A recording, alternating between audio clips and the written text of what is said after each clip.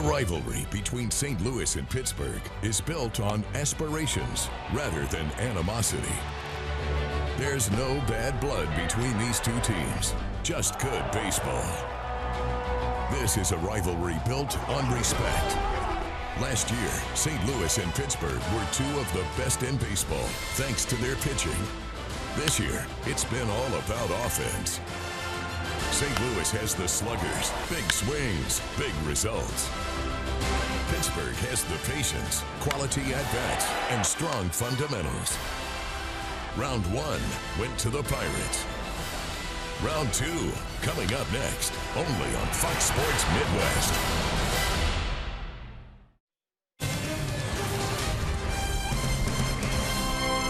This is St. Louis Cardinals baseball, and from downtown St. Louis in Busch Stadium, game number one, a weekend series inside the Central Division. The Pittsburgh Pirates and the St. Louis Cardinals. Kia in the driver's seat, a former MVP, the center fielder of the Pirates, Andrew McCutchen. He's been held in check by the St. Louis Cardinals in his career.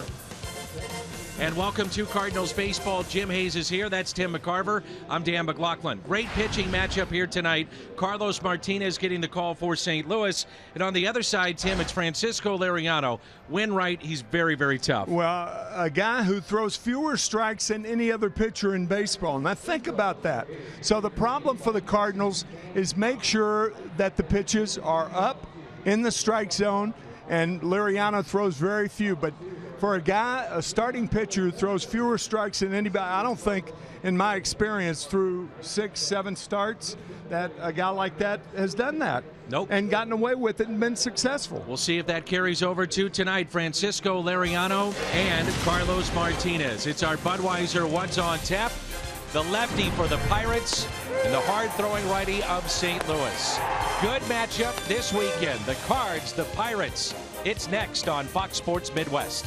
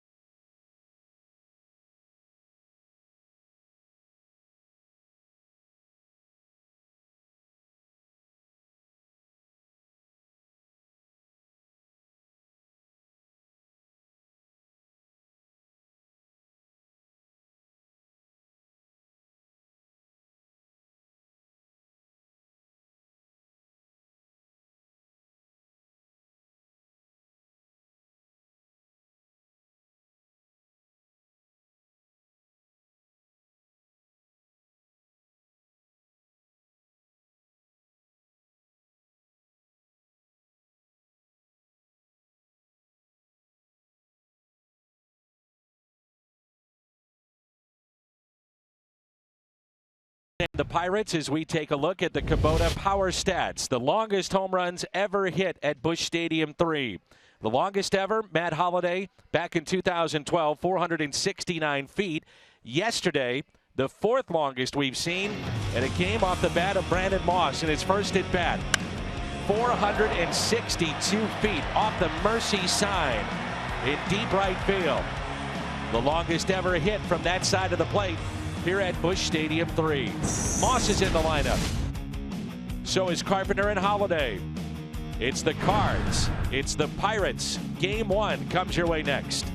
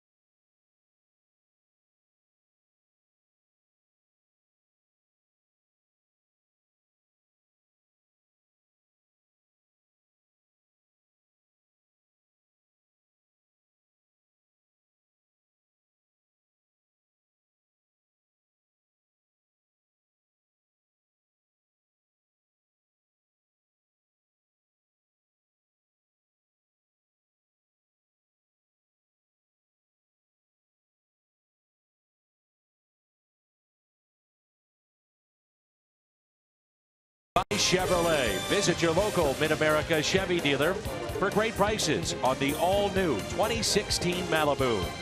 And by Menards. Save big money at Menards on all your home improvement needs. A warm evening here in downtown St. Louis. We're at Busch Stadium. The Gateway City playing host to 3 games against the Pirates. Jim Hayes, Tim McCarver, Dan McLaughlin with you. 76 degrees. Our game time temperature and a beautiful night for baseball. Almost a San Diego evening. Does feel that way. Yeah. John Jaso will lead it off, followed by Andrew McCutchen in the Pirates lineup. Then Gregory Polanco. Starling Marte off to a good start. He'll bat cleanup. Francisco Cervelli.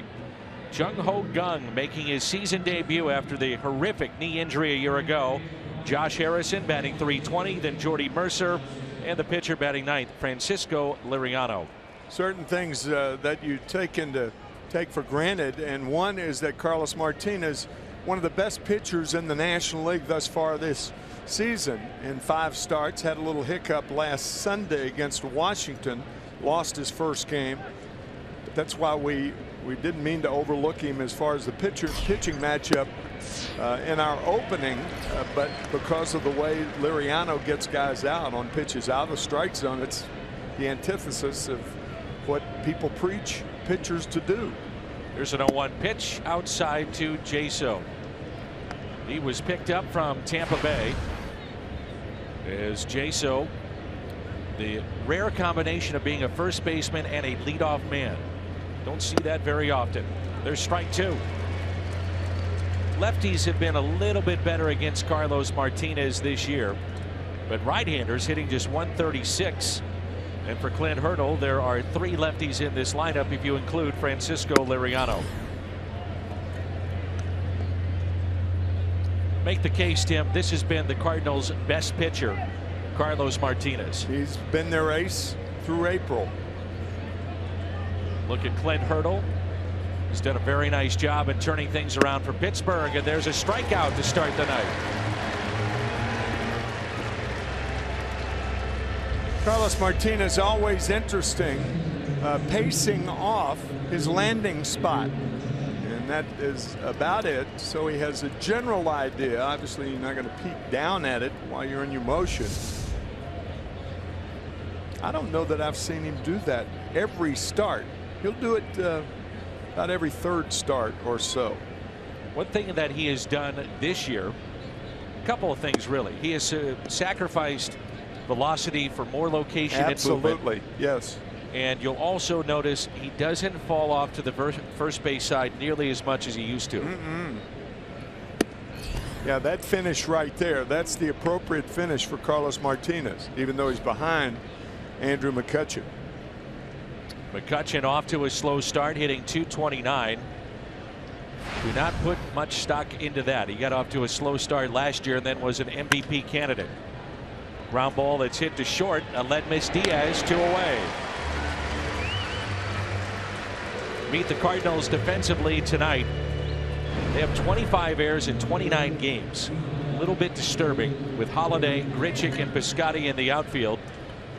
Majority of those errors have been on the infield. Carpenter, Diaz, Jerko, and Moss, and Molina is behind the plate.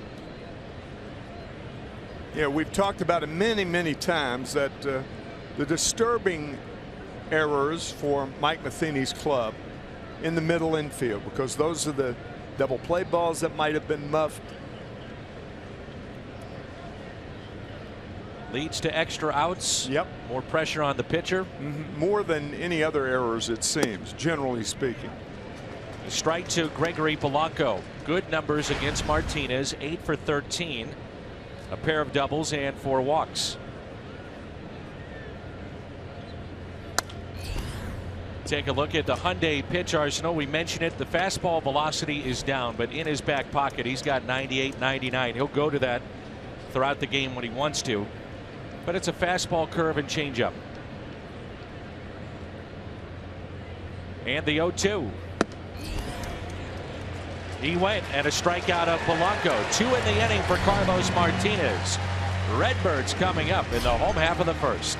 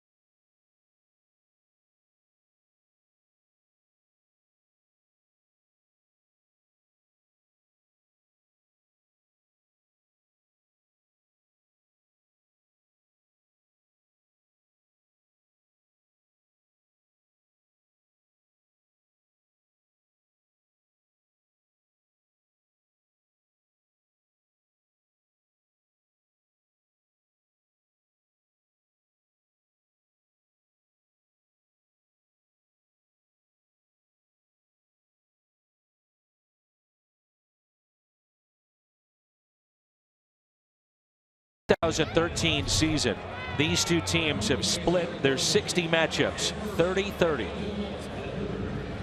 Two of the best teams in the Central last couple of seasons. Matt Carpenter leads it off, followed by Stephen Piscotty, and then Matt Holliday. Brandon Moss, the long home run in yesterday's game. Yadier Molina, Randall Grichuk, Jed Jerko, Aledmys Diaz, and the pitcher batting ninth, Carlos Martinez. Danny, the coincidence of numbers Liriano 2-1. By far his best game was the game against the Cardinals when the Pirates swept the Cardinals, and the Cardinals striking out 37 times in that 3-game series. But this guy is just remarkable in that he gets you out with balls out of the strike zone more than any other pitcher in the National League, and that's what the Cardinals have to fight tonight. He'll tease you with throwing a strike down the middle occasionally to get ahead, and then he goes to work. And it's that slider that really defines him. Slider and sinker, but primarily, particularly the left-handers, the slider. So if you're John Mabry, what's the mindset of your team? Having seen all the video, you faced him a bunch. What do you do, especially early in counts against him? It's tough, but if I were either a left-hander or a right-hander, I'd take a strike. Make him throw strike one, particularly first time through the order. The 2-1 pitch. Now 2-2.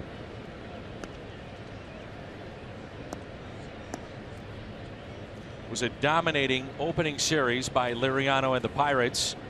As Tim mentioned, 37 strikeouts in that series by the Cardinals hitters.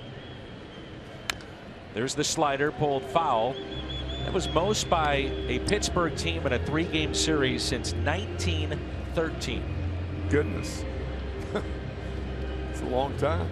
Then the Cardinals went to Atlanta and they got on track, and a lot of teams will do that this year against the Braves.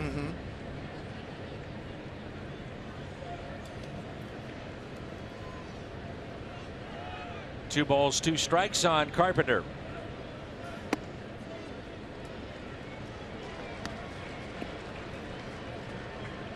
Pirates come in. They are 15-13, and the Cardinals are 15-14 after winning 3 of 4 over the Phillies. The Pirates had an off day yesterday after they were swept at home by the Chicago Cubs. 3-2 pitch and a base hit into right field. Good at bat by Carpenter. Real good at bat. Took up the 2 strikes. Got a 3-2 pitch. Got the fastball down the middle. First hit of the game. So we recap that opening series. Really a nightmare for the Cardinals as they started the year. 37 strikeouts. The starters did not perform well. ERA was near 7. The bullpen ERA was over 2, which that's a bit of a surprise as well. The bullpen has been a strength of the Cardinals early on. Here's Stephen Piscotty, 7 for his last 18 with 5 driven in.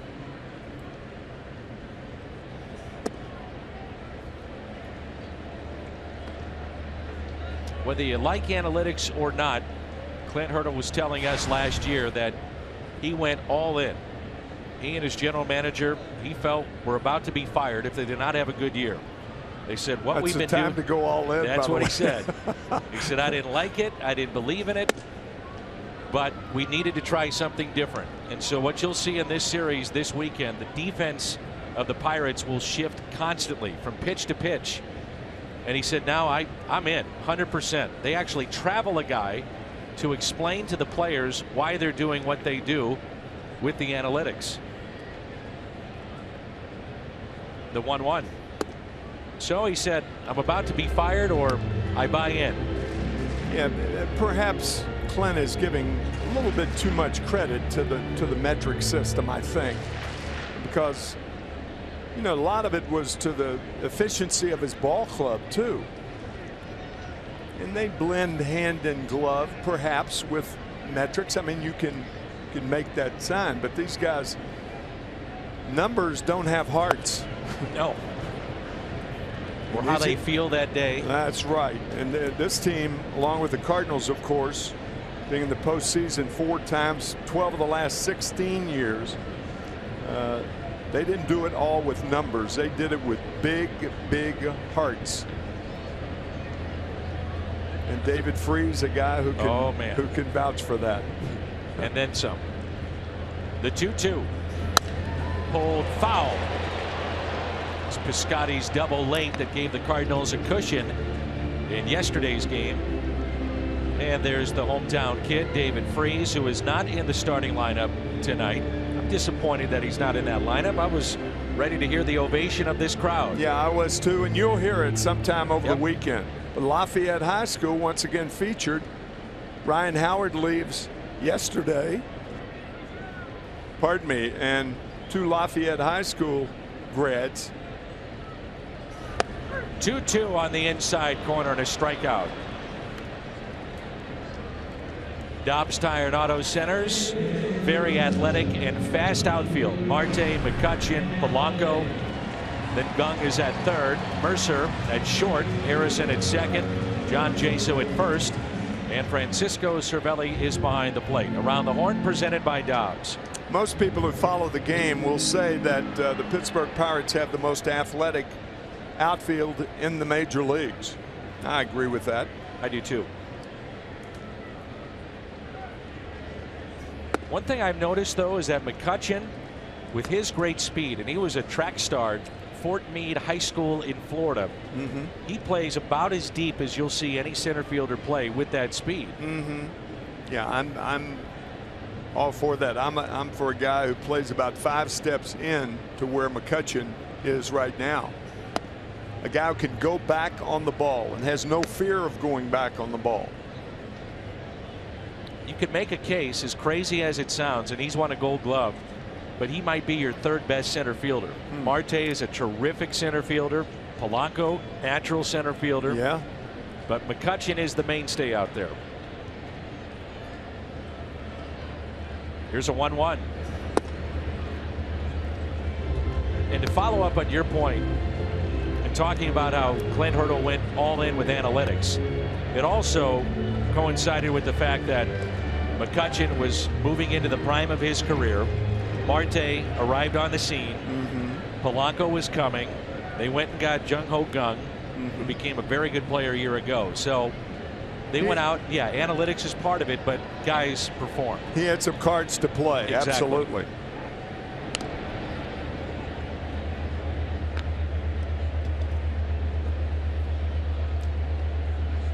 Interesting, all 3 Cardinal hitters have taken the first pitch, even the first strike in every at bat tonight. So the Cardinals employing that philosophy of taking a strike against Liriano. Late call. Holiday didn't like it. Evens it up at 2-2. I'm not sure Matt would have complained on that if it were called immediately, but the fact that there was a delay by home plate umpire Mike Estabrook. Part of the job of an umpire is to sell it too. That's true. The 2-2. And a call, 3rd strike. Let's turn to Tim's Toyota key to the game. Well, the key to the game for the Cardinals is swing and strikes from Liriano. Again, 58% of his pitches are strikes. That means 42% are out of the strike zone. That's the most in baseball. So normally, because pitching is so important, people will say you got to stay ahead of the hitters. Not from Liriano's standpoint. He didn't care about any of that stuff. What we have seen with Brandon Moss is that if he gets a fastball in the strike zone, puts a good swing on it, ball jumps off his bat. It's been the breaking stuff that he has struggled with, and now with strike 1, you wonder if he would even see a fastball in this at bat. He'll strike out occasionally, but boy, when he connects. How about boom, yesterday? Huh? Boom, boom. Oh my gosh. 462 feet for the first run in the game against the Phillies. Game won by the Cardinals. The sign wasn't there.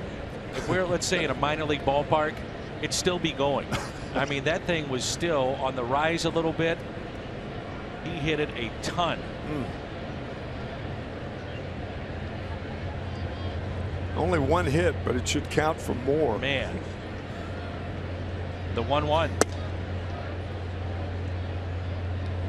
Part of the analytics will also tell you about one of your favorite things to talk about, pitch counts.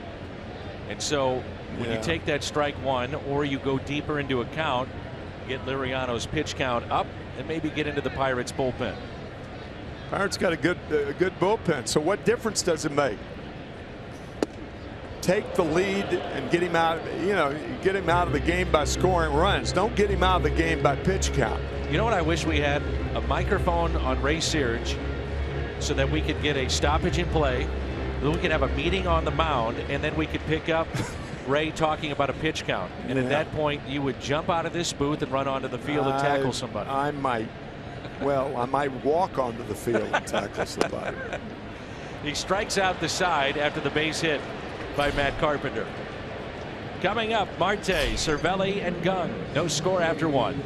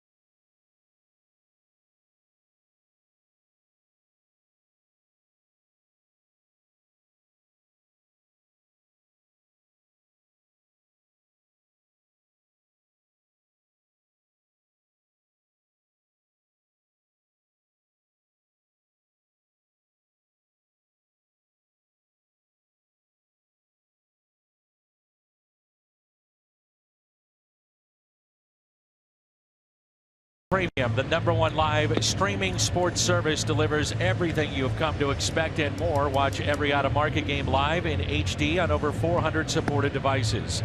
Blackout and other restrictions apply. Visit MLB.tv for details. An 11-pitch first inning for Carlos Martinez with 7 strikes. Coming off a start, Tim, in which he was electric early on against the Nationals. It was Sunday, and he was battling the flu, which has been going around the team, and it seemed to catch up with him late in that start. Gave up a couple of home runs. Cardinals could not come back.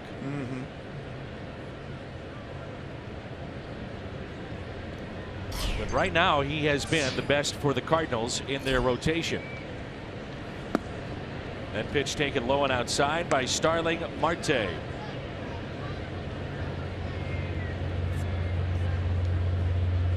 This is career start number 6 for Martinez against the Pirates.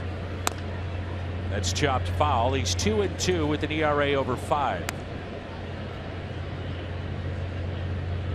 Talked about the athletic outfield of the Pirates, including Starling Marte.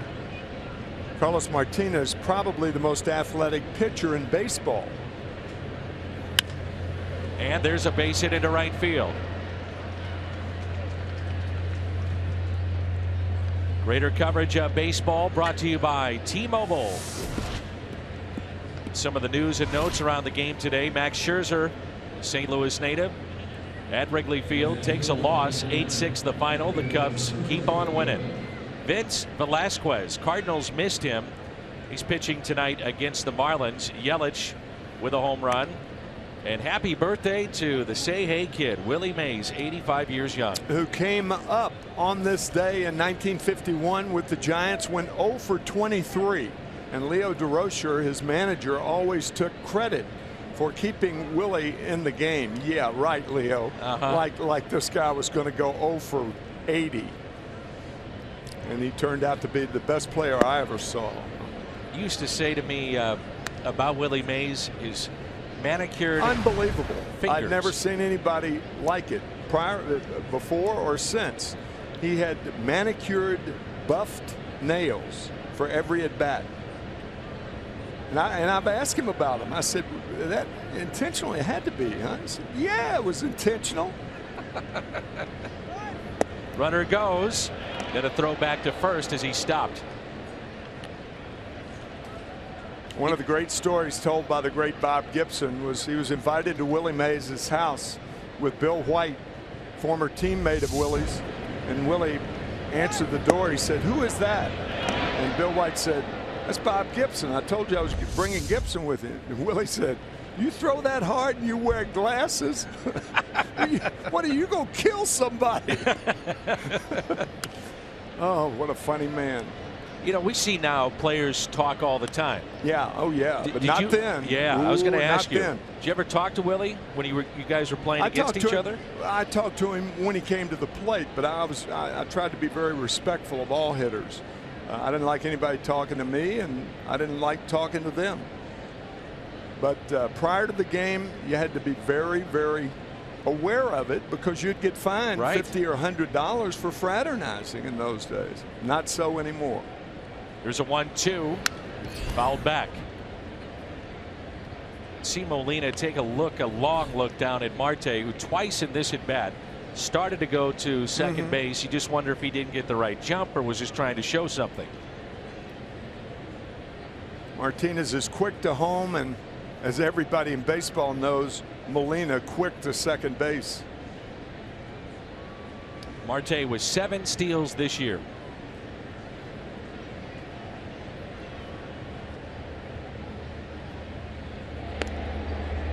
Maybe Tommy will keep this shot right here. Is there a way, let's go back to Marte, to take a proper lead, to not get your legs crossed up? It depends on whether it's a one-way lead or not. If you're thinking going back to first base, that's one way to take a lead. It's called a one-way lead. But if you're thinking of going to second, then you got to take a chance.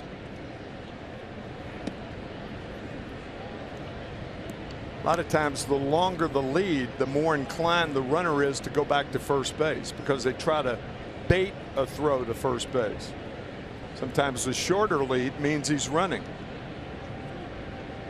All a pitcher can really do is make him stop. Stop the runner at first, make him regenerate to get going.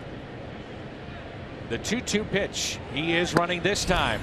Pitch is high, throw to second, safe. Marte went sliding past the bag. The throw was up the line just a bit. Jerko wants a review, perhaps. You know, it's going to be interesting to see if the tag was slapped on the rear end of Marte when his hands were by the bag. Not conclusive enough. Tag may have gotten his leg, but I think at that time, yeah, agree, the hand was in. Cardinals, though, are taking a look at it, and why not with replay? David Bell puts the thumbs down, so it's a stolen base, number 8 for Marte. The hands were in. Now the tag is made on the leg, but were his hands off the bag? I don't think so.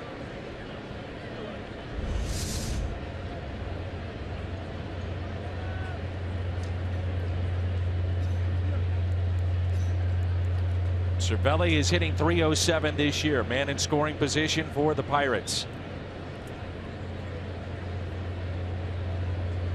The 3-2 pitch went with the changeup, and the first walk issued by Carlos Martinez.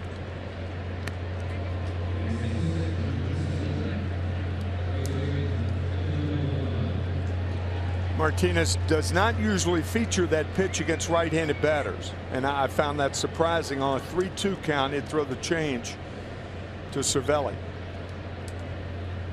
So here is Gung, who spent 7.5 months recovering from a traumatic left knee injury.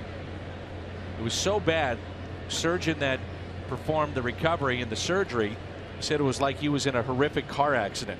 He said that's how bad the leg was. And here he is making his season debut.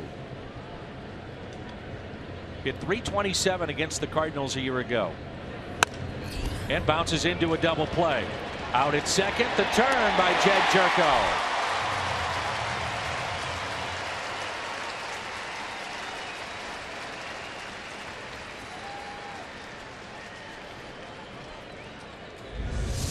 Gung, you can see that he is really hurting on that leg. The leg, by the way, is in a vice.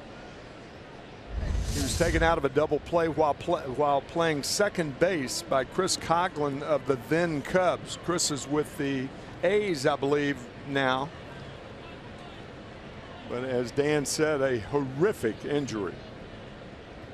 Here's Josh Harrison swinging a hot bat. 364 in his last 12.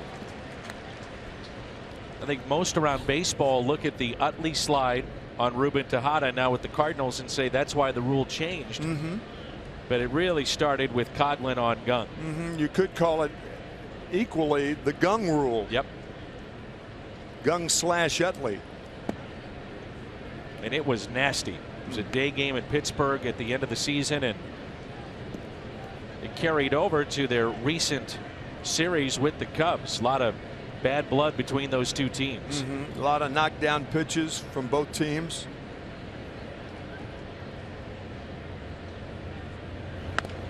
That's pulled foul, 1-2. Well, Josh Harrison has turned out to be a very good player for the Pittsburgh Pirates. At one point he was property of the Cubs, was lost in their system, came over to Pittsburgh, got a chance to play, parlayed that into a long-term deal, and now an everyday player. 1-2 pitch, hit out of play. I love to see Martinez working right-handed hitters more inside. Pound them inside, because the pitch on which you get them out may be as a result of what you've done earlier in the count. You go inside, inside, inside, then you throw the breaking ball away. He's not quite as energetic going after it like that. Breaks his bat, hit up the middle, stopped by Jerko, but a base hit. 1-0 Pirates. And what are you going to do? I mean, there's some times where you tip your cap to the hitter. I mean, you pound him in twice, then you go away off the plate with the slider, and the guy breaks his bat and goes up the middle. It's nowhere near the strike zone. So the technique was right by Martinez, but the hitting was better by Harrison. The old expression in baseball, the other guy makes a living too. Yep. Came in hitting close to 400 with men in scoring position and 2 outs. Had his best April ever with 15 RBIs. So the 8th place hitter is Jordy Mercer. 1-0 Pirates here in the top of the second. Mercer is hitting .313 and looks at a slider for a strike. So the stolen base looms large in this game as they got Marte at second base, was able to advance on the double play, and with 2 strikes Harrison singles.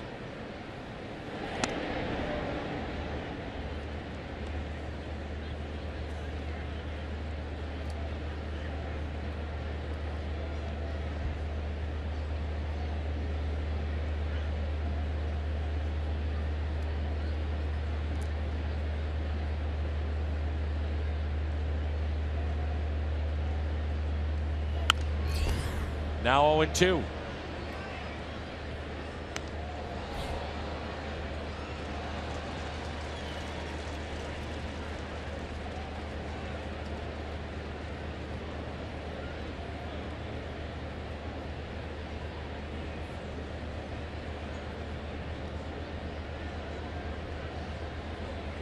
Mercer likes to hit the ball to right field with 2 strikes on him. Did that several times in that series in Pittsburgh. A fastball at 96 taken high. Fits in nicely with this club. I mean, he's a solid defender, not great. Can hit a few home runs. Good player. Steady. Good player. I mean, Pittsburgh comes into this game with 5 300 hitters out of their 8 starters. 5. Yep. And the 1-2 pitch by Carlos Martinez. Harrison is running and it's driven out to right field, but Piscotty battling the lights and makes the catch. Stolen base by Starling Marte. his 8th of the year. And eventually he came around to score. 1-0 midway through 2.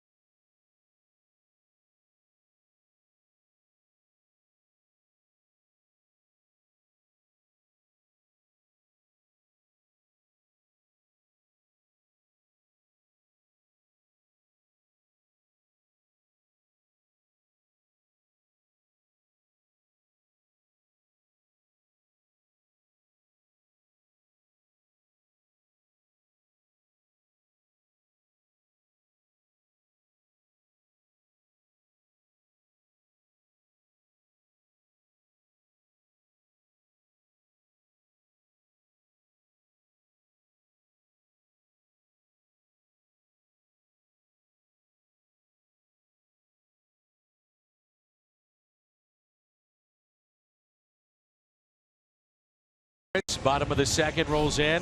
Jam-packed Busch Stadium. Where do we find Jim Hayes? Downstairs, Dan, and David Freese earlier today pretty candid when talking to the media, saying yes, he has thought about returning to St. Louis as a visiting player quite a bit. He says it dates all the way back to his days in Anaheim. He said he loved every second of playing in St. Louis, adding the fans, quote, are a big part of what goes on here, and it's a huge reason why it's arguably the best place to play. When asked about what was his most proud moment from his time in St. Louis, his answer had nothing to do with the 2011 World Series or his postseason exploits. He said, quote, I'm proud of just getting through some personal obstacles. And he said he's grateful to the DeWitts and the entire Cardinal organization for helping him and treating him like a person. And Dan, he did get a reality check when the Pirates first got to town. He said he ordered emos and they made him pay. Really? That's the true. Spokesperson for emos for a couple of years, he had to pay? That's not supposed to happen. Gunn can't get it out of the glove. Finally does, but too late. Infield hit, the second of the year for Yadier Molina. Cardinals had a situation when David Freese was a member of the Cardinals, and there was mechanical issues on the plane. So all the players said, hey, Freezer, order some pizzas. And sure enough, Emo showed up with all the pizzas as they waited on the plane for about 6 or 7 hours. And now he's got to pay. Now he's got to whip out, right? On that play by Gung, it was interesting that Liriano had to duck on the mound. He was down on all fours, getting as low as he could. But the throw still late by Gung. And now here is Randal Grichuk. Really struggling right now. Grichuk is hitting 182, 4 home runs, and he's driven in 13.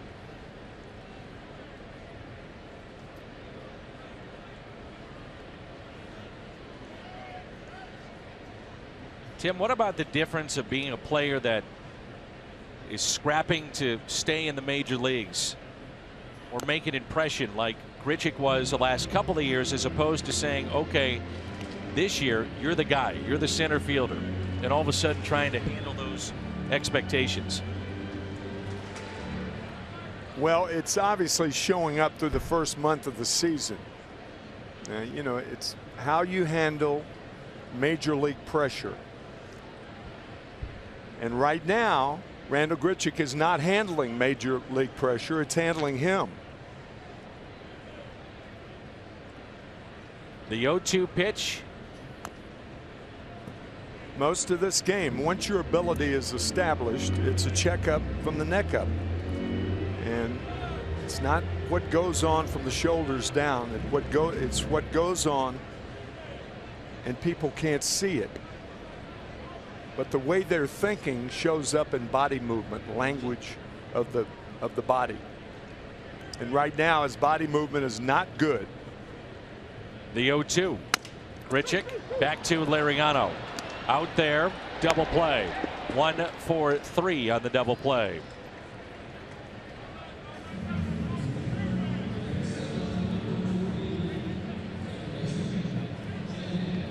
Well, back in 2011, he was the MVP of the World Series and the NLCS against Milwaukee that season. The World Series MVPs: David Eckstein in 06, Darrell Porter 1982, and your good friend Bob Gibson in 64 and 67. You had a front row seat for that.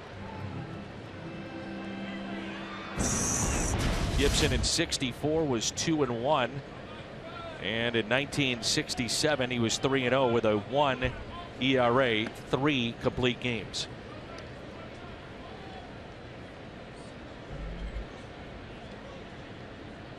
Two outs, and here is Jed Jerko.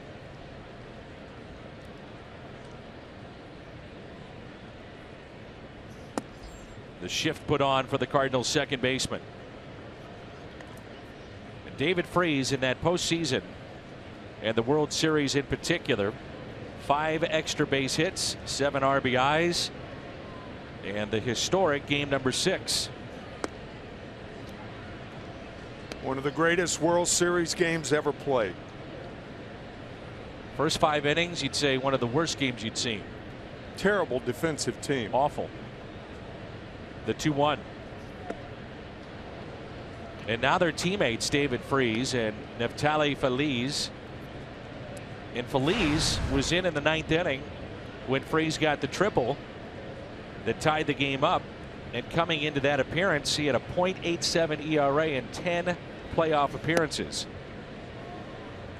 And the reason that Freese got the triple is Cruz allowed a ball to bounce between him and the fence. And how many times have you heard announcers say the outfield's in a no double defense? That means no doubles.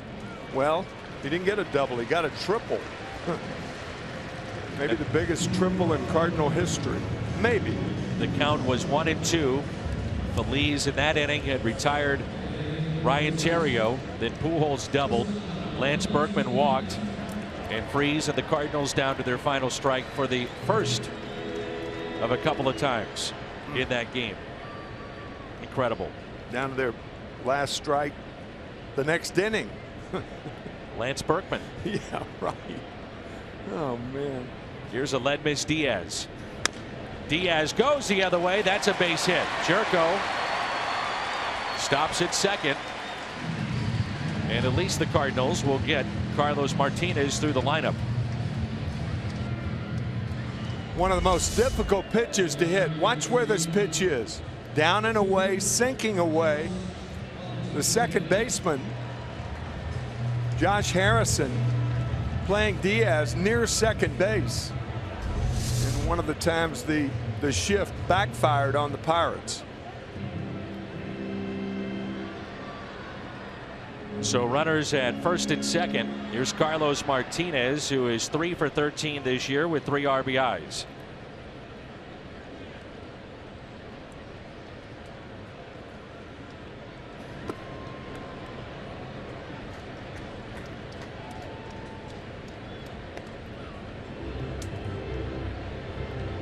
See the right fielder, Gregory Polanco, too shallow. I say too shallow. He's probably at proper depth, really, with Martinez up there. But Carlos can drive the ball the other way. Something to keep in mind. It's about as shallow, though, you're going to see a right fielder play. He's got a very good arm. If he would single into right, it might be tough for Jerko to score. Liriano only gave up 3 hits in 6 innings on opening day in Pittsburgh, and 3 hits already for the Cardinals tonight. Carpenter, Molina, and moments ago Diaz. And a swing and a miss. Martinez strikes out. And Cervelli tags him out. Strikeout number 4. David Freese never one to shy away from the pictures or the autographs, and doing that before our first pitch here tonight. The hometown hero is back. 1-0 Pittsburgh as we head to the third.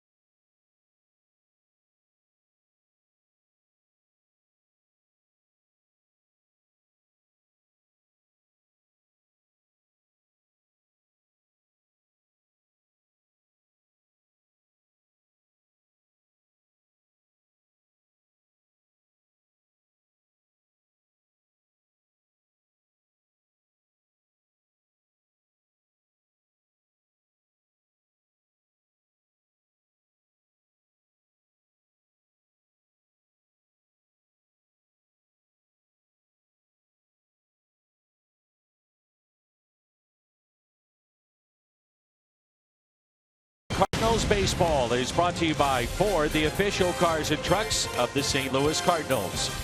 And by Steel Outdoor Power Equipment. Quality, reliability, and value. Find a servicing Steel dealer at steeldealers.com or search STIHL. Along with Jim Hayes and Tim McCarver, I'm Dan McLaughlin. 1-0 Pirates. It'll be Liriano, Jaso, and McCutchen for the Pirates here in the top of inning number 3.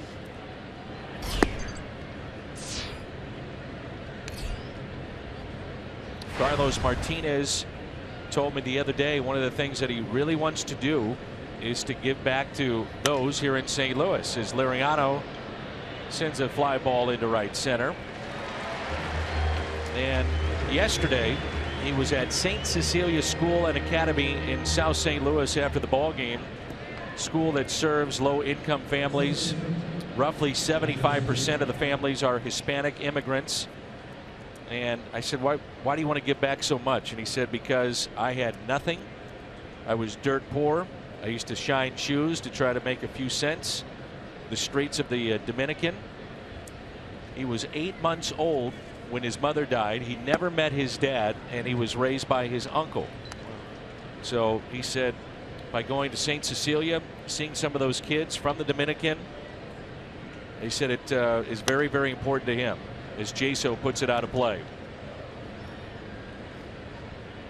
He has a foundation and a bowling event with his teammates coming up, which will benefit many of those kids and also help feed many families here in St. Louis. And you can find out more at TsunamiWavesFoundation.com. I would imagine Carlos Martinez would be an elegant bowler. I'm serious about that. Because of his athletic ability. I can see him now delivering a ball down the lanes. I just like to hear the stories about players that have that kind of background and appreciate it and so appreciate much, what's happening here. Yeah. I mean, kids who don't have gloves, far from it, they have milk cartons they make into gloves. And if you've ever seen it, it takes about a minute and a half to make a half-gallon of milk carton look like a glove, and they can put loops in it to fit your fingers. They can cover it brown, paint it brown to make it look as much like a glove as possible, and they can do marvelous things in catching balls in that milk carton. It's remarkable. They use apples and oranges and lemons as balls. Sure. That's another facet of what he's trying to do too, asking for donations of old gloves and whatnot so the kids can play baseball. And he always remembers his former teammate and his best friend growing up. They played Little League together. Oscar Taveras, the number 18 on the back of the mound.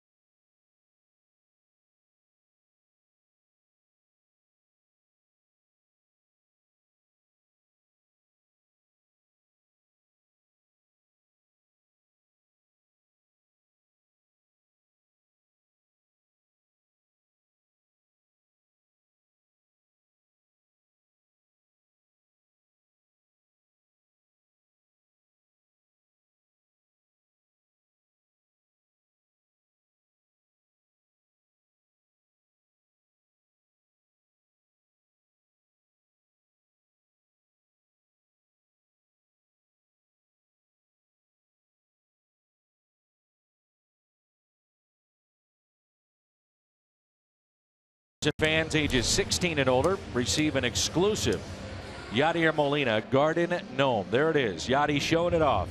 200 lucky fans receive a gnome with either a gold or platinum glove to commemorate Molina's many awards. Tickets at cardinals.com/promotions. The ever popular Garden Gnome. I never knew what a garden gnome was until we started doing those as giveaways. Yeah, well, now we know. There's the tomatoes and maybe you and your green thumb anyway. Right, exactly. Right. Cucumbers, little zucchini, and oh, there's Yadi. There he is in your garden. It was a very good at bat first time up by Matt Carpenter. Worked the count full and then stroked a base hit into right.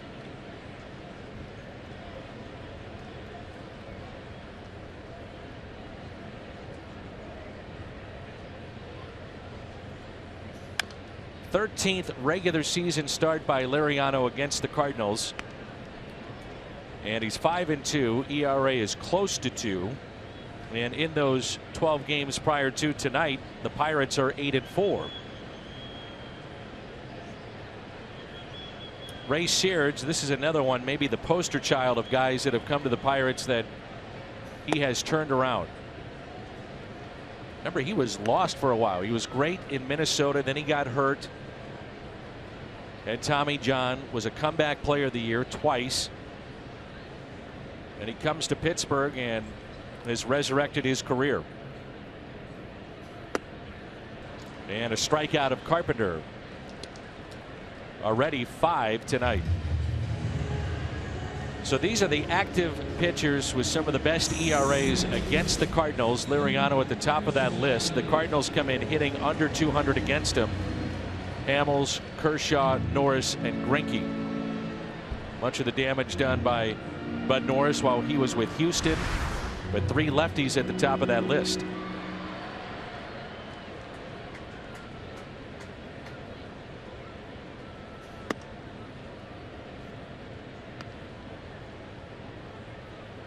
Piscotty struck out looking as Liriano struck out the side back in the first inning. See, that's the illusion of the strike right there. That biting slider in off the plate looks inviting. And if you put good wood on it, you're going to pull it foul. That's what Steven did. This guy, a very cagey, smart pitcher. Knows his stuff as well as any pitcher does. The 1-1. Liriano steps and throws. A little sinker, and it gets away from John Jaso. Very lackadaisical with that. That's the one thing Liriano rarely does, and that's become lackadaisical and nonchalant. You don't see him do that. He doesn't do it when he's pitching, and the Cardinals will try to capitalize on it. This is an out right here. O-U-T that's turned into an E-R-R-O-R. Very flat-footed. Yeah.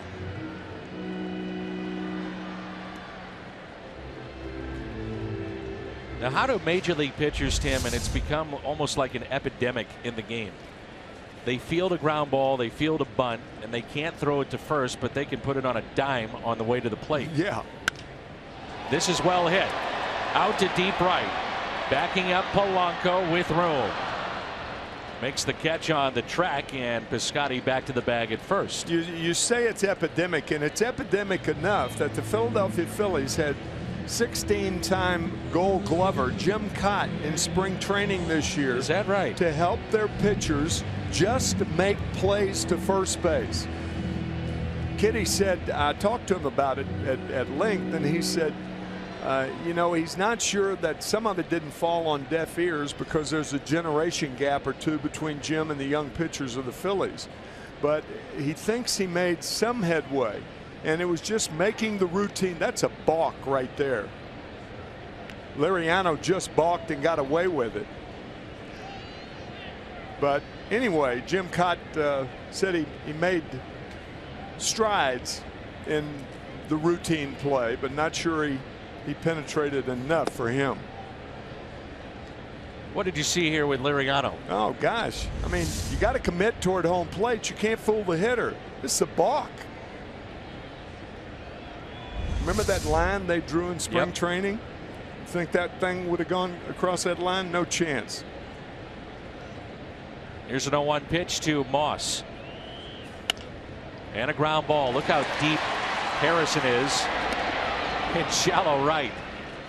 Hits into the shift. And the Cardinals strand their fourth runner of the night. We played 3 here at Busch Stadium. Pirates on top.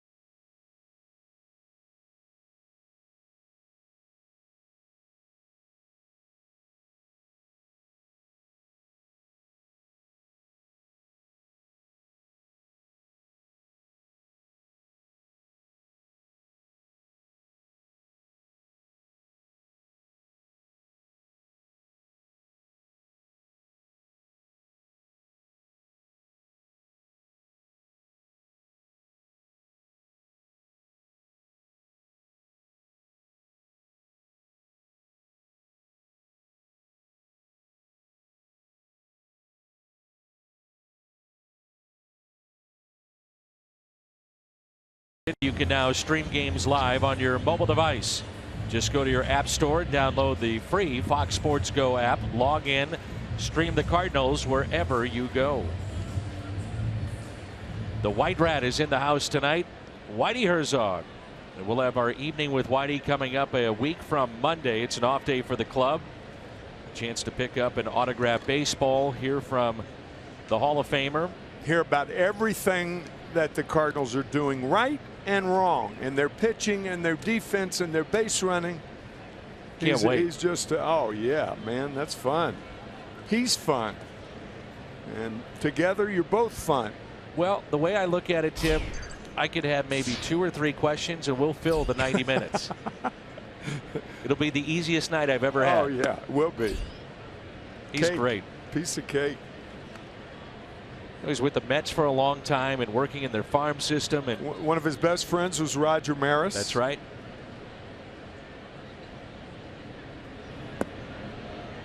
Whitey signed the baseballs the other day for the folks that are coming to that night, which again is a week from this Monday. Cardinals.com/Whitey. If you'd like to get your tickets. When are we going to get you on one of those speaker series? I'm going to try to line up. You've you never and asked. Well, you've never been specific. You've talked about it, but I don't know. I figured you'd turn me I'm down. not too sure you're serious about it. Well, you did tell me I want to work with a pro that night, and I got the hint. I want to get you and Gibby. Let's do it. I can handle that. That would be fun. I put up with Bob for what? You know he's watching. 60 you better be years. careful. Of course he is. Put up with him for 60 years. Put up with him for another night or two. We had a couple of nights already with Bob a few years ago. Those sold out immediately, and I think it's great that the fans get the chance to see these legends in a different light. And most are so intimidated by Bob, but you get him in that setting. He's so talkative. He's laughing. He's a fun. little puppy dog. He is. He doesn't want anybody to know it. That's the thing. I guess we just told everybody, didn't we? Yeah. I can imagine your phone and my phone out. Dan, Bob Gibson. I heard what you and Tim were talking about. Yeah, oh yeah. Oh yeah. Here's Starling Marte. And a pitch taken low after the walk to Polanco.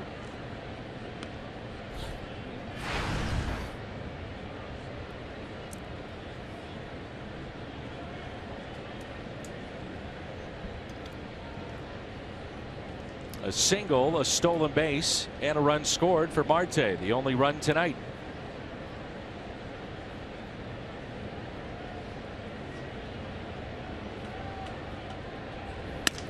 Broken bat, slowly hit into center, and it drops in.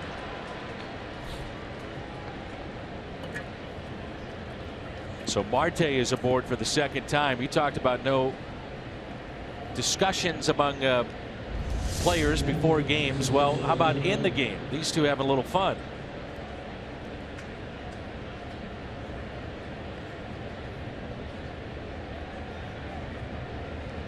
You could throw like Yachty, you can't smile like that.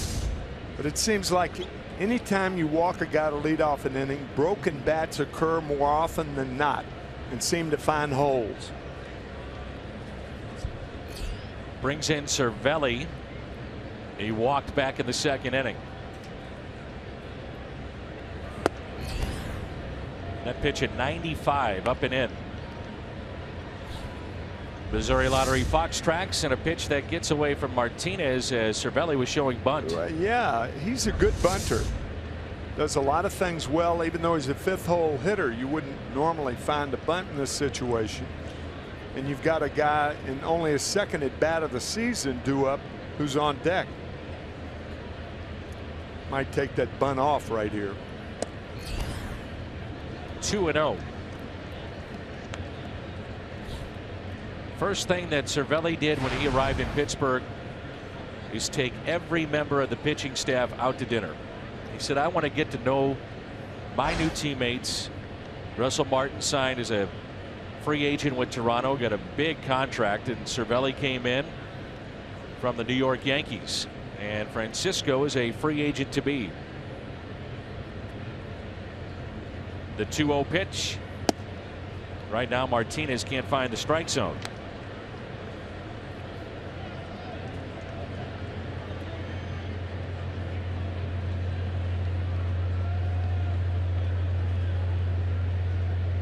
Carlos goes through these periodically, these what's wrong moments. You know, you look at him, you say, what happened?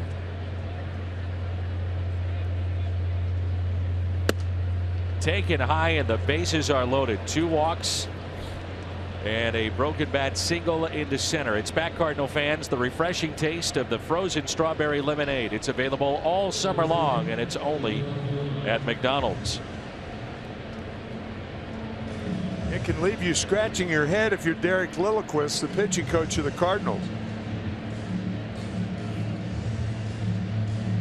Yadi Molina has been such a calming influence on the Cardinal pitchers, but primarily Carlos Martinez more than anyone. Gunn came up first time. Runners at first and second, bounced into a 5-4-3 double play. Second year for the South Korean third baseman. First position player to jump from the Korean baseball organization into the major leagues here in the United States. Does own a grand slam in his career. And this guy can play. This is no gratis treatment right here. He can play. That's a big out. Popped up on the infield fly, and the catch made by Jerko. Take a look at that pitch thanks to Chevy Fox Tracks. 4 straight balls to Cervelli, and now the first pitch. Gung swinging and pops it to the right side of the infield. A big out. You're right, Dan. Now you can play the infield in double play depth. Hope you get a ground ball at somebody, because Harrison can flat out run. So unless a ball is just scalded to an infielder, they may elect to come home and get the force out at home plate.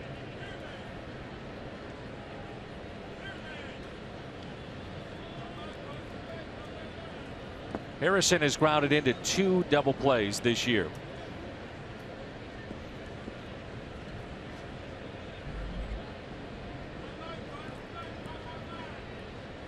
And Tim, I'll let you take this visit on the mound. Well, I mean, Yachty was just out there 2 pitches ago. Of course, Derek Lilliquist can't go out there again because you got to take him out then. But all of a sudden, this innings, something has gone awry in the body language of Carlos Martinez, and it's certainly shown itself in his pitching. I wonder if this is medical. I think Molina picked up something here. Yeah, you just. Yep, and that's what it is. Don't know. He clearly saw something, and you could just tell in the conversation. And now Molina will interpret for the medical team, even though that Martinez has broken English. And it was last year his shoulder that hurt him. Yeah, he was shut down toward the end of the year last year as a result of that. What did he miss? It like 4 starts, 5 starts? And did not pitch in the postseason. Yeah, right. That's going to be it.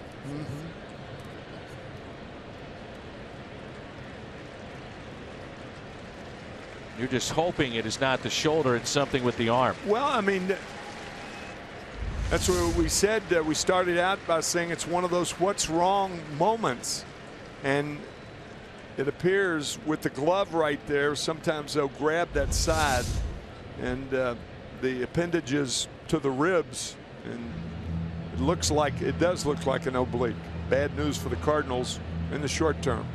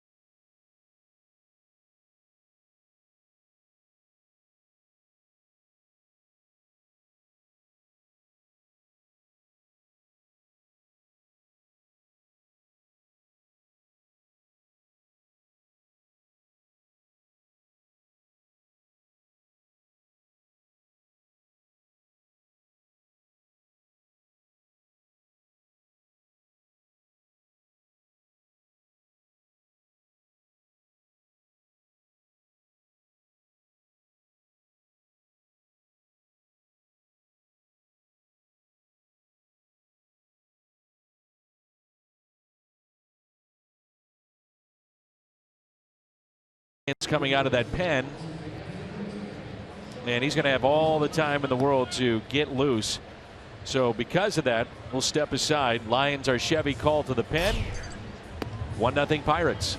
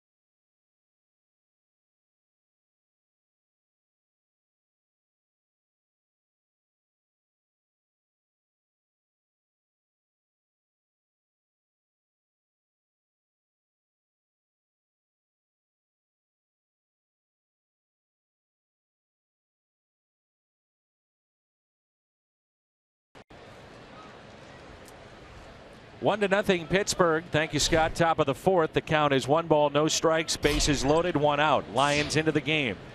First pitch, Harrison pops it foul. You know, maybe in the second inning when Carlos Martinez swung so hard on that first pitch from Liriano and then walking away from the plate and kind of holding the side, you don't, maybe something was tweaked. Most overused word in baseball is tweaked.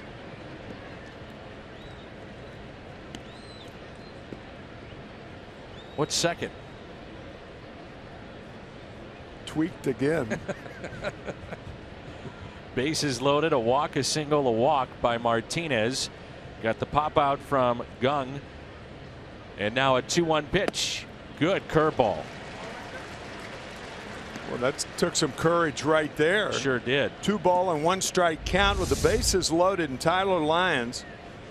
Yadier Molina calling for that curveball. This is where Lyons at times in his career has been really effective. He comes in, maybe somebody gets hurt, somebody's not effective. Where he doesn't have to think. He just doesn't have to think about there are a lot of pitchers like that. Didn't know I was going to be in the game. Prepared to get myself ready, and boom, he has a good outing. And Tim, right now, with the current roster, not knowing about the immediate future of Martinez, this becomes a big outing for Lyons in terms of maybe a Matt Bowman who is stretched out could start. Lyons certainly could be one of those guys that could start. Now we're getting ahead of ourselves. Sure. You don't know what's going to happen in 5 days, but with the current roster, those are the 2 options that you would have in terms of potential starters if you don't dip down to the minor leagues. Yeah, well, that spells big trouble if Carlos Martinez is out for any length of time. Sure does. But those obliques, those have been horrible. Yeah. There's a look at Jim Edmonds making the rounds. He was just in our booth and now visiting with John Mozeliak. The 2-2. Got him with a strikeout.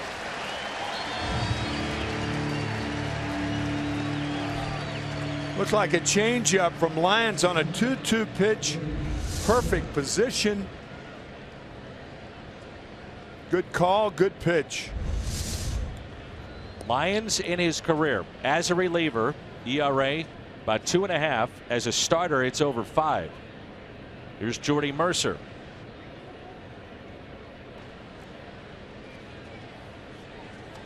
Bases loaded, 2 outs. And strike 1 with the breaking ball. He's got really good stuff, Tim, and we've seen that, especially with the breaking ball. It's just a matter of putting it all together. There's glimpses of that. And here comes the 0-1 pitch. Now maybe a little bit of the thought process here with going with Lions in this situation is what Tyler did against the Pirates to wrap up the division a year ago. He had 7 innings in a must-win game and shut down Pittsburgh. Maybe. The 1-1 pitch. Off-speed pitch. Strike 2. Wouldn't this be a pick-me-up if he gets out of this jam? Brother. 1 strike away from doing it. Mercer lined out to right. This crowd now comes alive. The 1-2. Check swing, struck him out. Tyler Lyons, back-to-back Ks.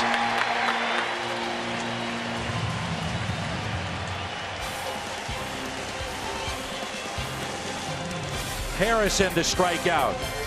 Check swing by Mercer and the strikeout.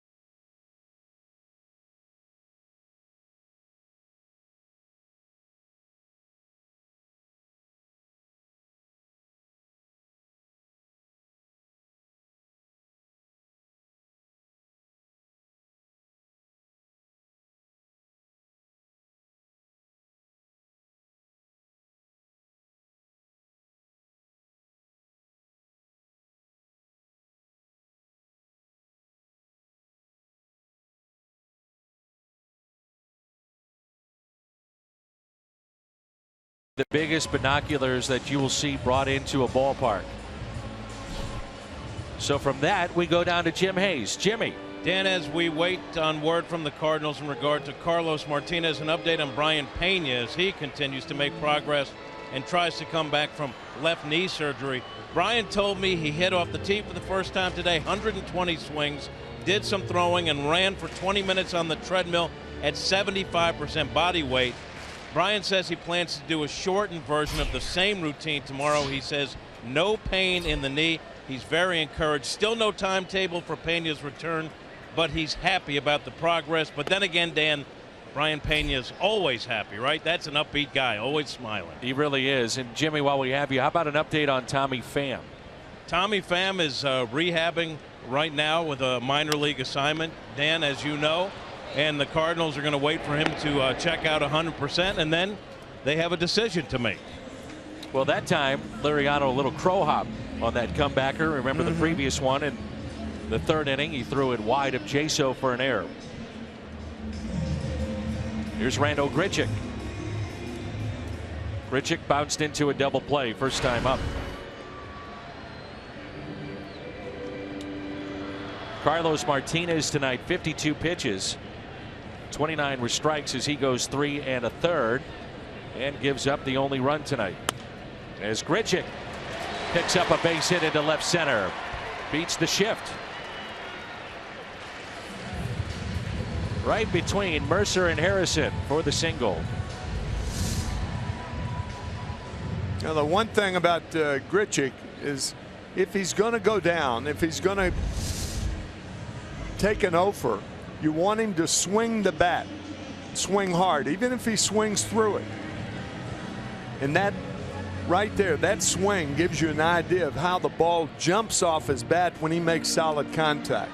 It's all the Cardinals are looking for. That's all John Mabry's looking for. John, the hitting instructor, of course, they're looking for solid contact. And the ball will jump off your bat. And it doesn't do like that with many hitters, many Cardinal hitters. They have to create something to get it to jump off their bat. Grichuk has that natural contact. Ball just explodes, whether it's in the air or on the ground. So strong, too. Oh, my gosh. Pound for pound, as strong as anybody. There's Jed Jerko and a 1-0. Saw Ledmus Diaz against the shift, very similar to what we see here for Jerko. A lot of room to the right side, and Diaz singled to right. 1 ball, 1 strike on the Cardinals' second baseman. Sometimes a guy like Harrison will play that close to second because, number one, he's cheating for the double play. Number two, he's cheating for the slider off Laureano to get the ground ball to the left side. Grichuk with 2 steals this year.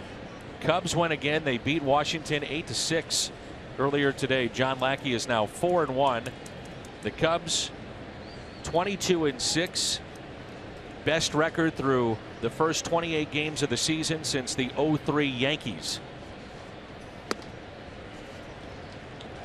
They outscored the Pirates at PNC earlier this week 20-5. Clubbed them. Yep. Pretty good.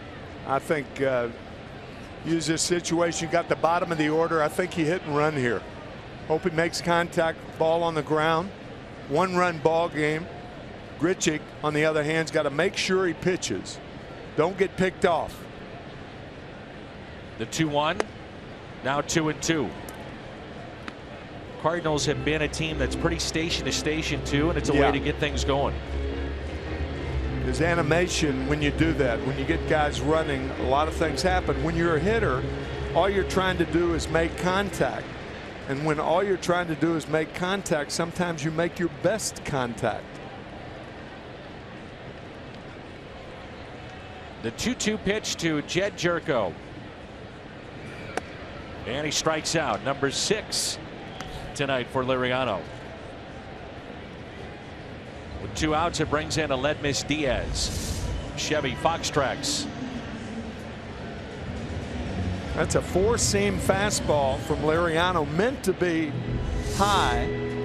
Goes up the ladder with Jerko. You don't see that pitch from him that often. Diaz a base hit to right.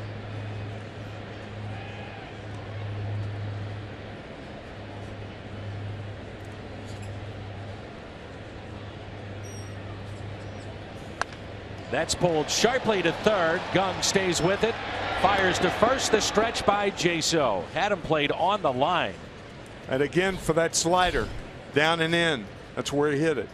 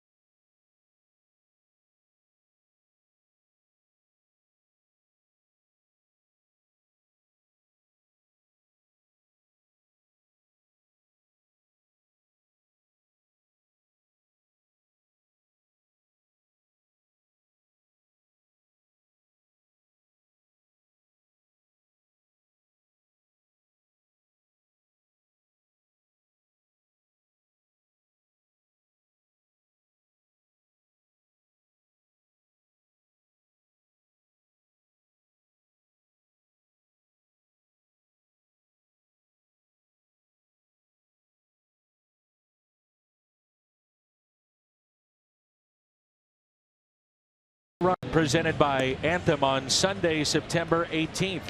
Start at the Stan the Man statue, run through downtown St. Louis, and finish on the field right here at Busch Stadium. For more information and to sign up, head to cardinals.com/6K. Cardinals Care doing great work in the community. Just handed out $140,000 of grants, all to different organizations that help kids. After the run, you can go to Ballpark Village and maybe catch the Giants and the Cardinals on the 18th. Playing at AT Park in San Francisco. Will you be with me? Yes, I will, partner. Let's get Cepeda in the booth again. I'd love to do that. Can you work on that? He's only a phone call away. That'd be great. I'd love that myself. That was really fun. That was last year. Got a lot of calls about having Orlando Cepeda, the MVP of the '67 Cardinals, in the booth with Dan and me and San Francisco for a couple of innings. And you think about it, we just don't hear from him enough, and he played such a big part of Cardinals history. Hall of Famer. Statue outside AT Park in San Francisco. That year he had in 1967. I was going to say 27. I was thinking of the Yankees. He'd have fit in that lineup too. That'd be a tough lineup. Oh to yeah, crack. he would have fit in any lineup. What a player! Well, what a base runner! And you know, you think of Orlando Cepeda as a very smart guy. Loves his music. If you phone his home, you will listen to 2.5 minutes of Latin music before Orlando comes to the phone. I will guarantee. Oh yeah, oh yeah. Huge music fan.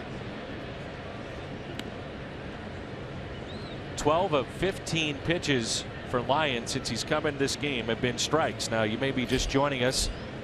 Carlos Martinez had to leave because of an apparent injury. 3 1/3. Lions came in with the bases loaded, 1 out. Got 2 strikeouts, and that's a sharp breaking ball right there. Again, you don't want to get too far ahead of yourself, but when you think about options for the Cardinals and to take the spot potentially of Martinez, this is one of them right now on the mound at Tyler Lyons. Sure.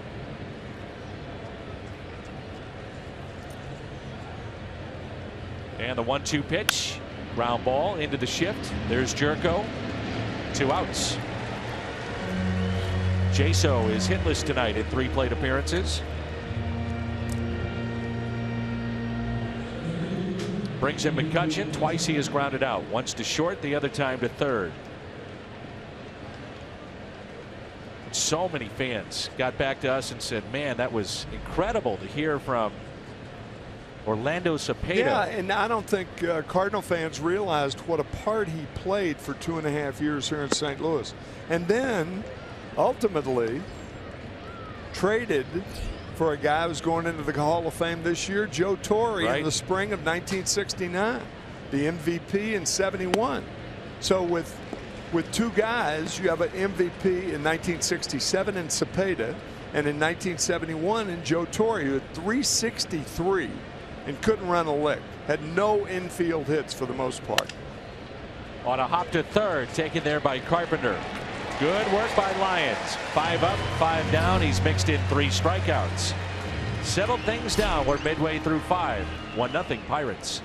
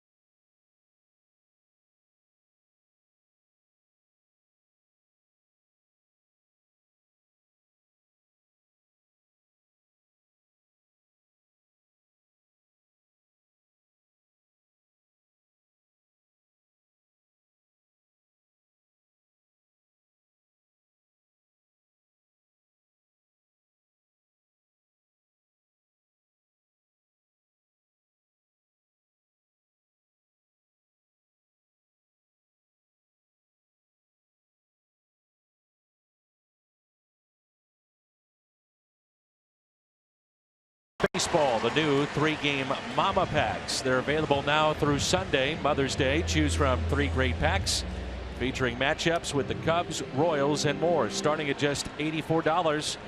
For more details and to purchase those tickets, visit cardinals.com/mama. Here's Tyler Lyons, and the first pitch is strike here in the bottom of inning number 5. It'll be Lyons, Carpenter, and Piscotty.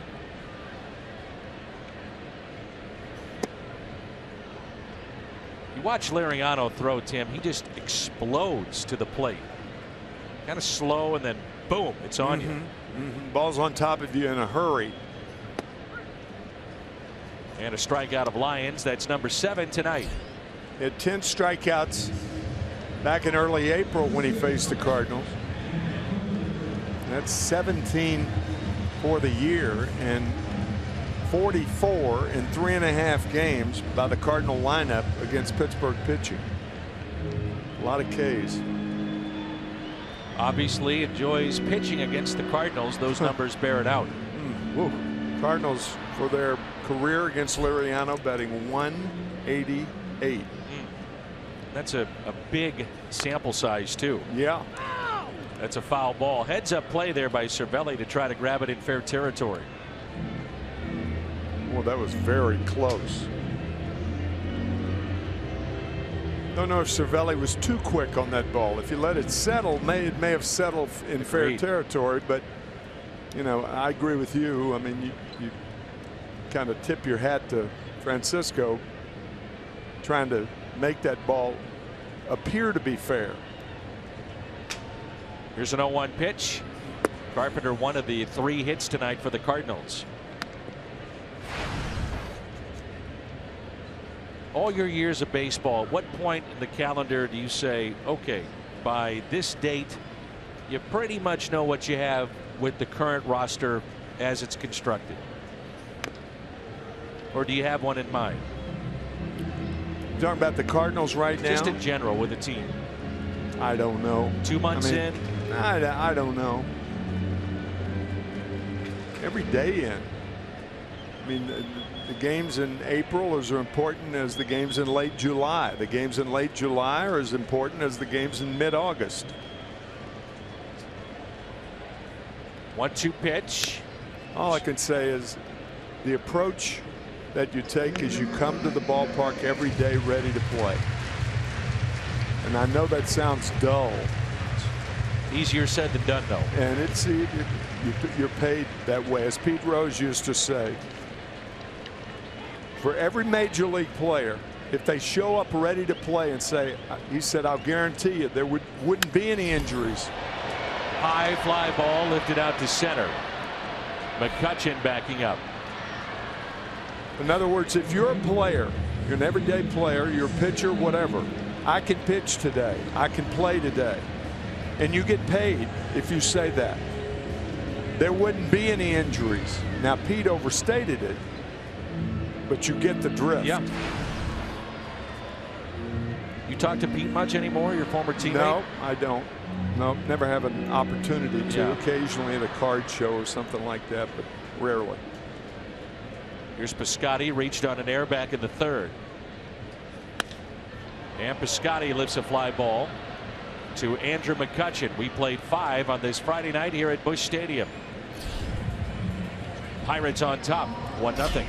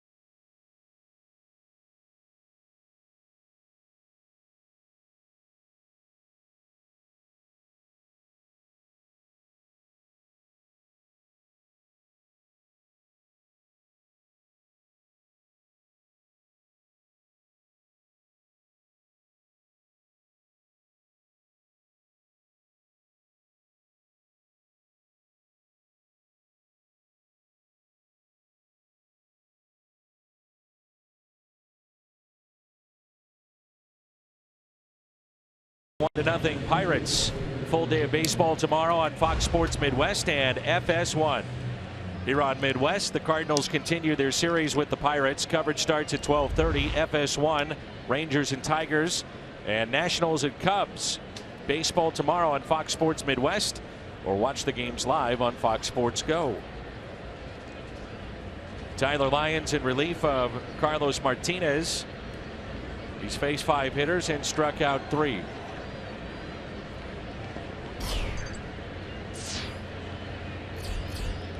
It'll be Polanco, Marte, and Cervelli. First pitch is a fair ball inside the first base line, taken off the sidewall, and they'll hold him to a single. Piscotty shows off the arm. Nice play. That's a very difficult carom too that ball took into fair territory, and Piscotty right on top of it. Remember an old major league outfielder named Ron Fairley. He used to say an outfielder stops the runner by throwing the ball. It doesn't have to be a good throw, but get to it and throw it. That's what stops the runner. And in that case, that was true of Polanco. Ron Fairley, longtime broadcaster with the Mariners. Yes, good player, good ball player. Here's Marte. Pitch in the dirt. Keep an eye on Polanco. He's got good speed. Only 2 steals this year. Starling Marte 2 for 2 with a pair of singles. One thing that hampers a guy like Polanco is his height. 6'5". It's tough to get a good jump, get it started at first base, to steal a base. He's leaning towards second. You bring up a great point. I didn't realize, and I was down in the clubhouse today and then on the field, I didn't realize how big he is, how tall he is.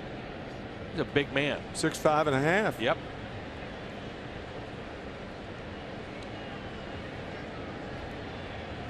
Here's a 1-0 pitch. Good changeup.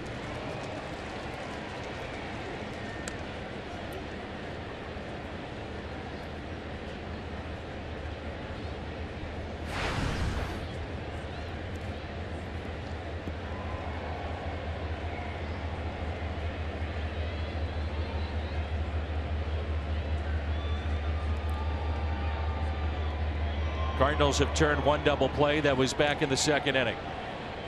Another check on Polanco.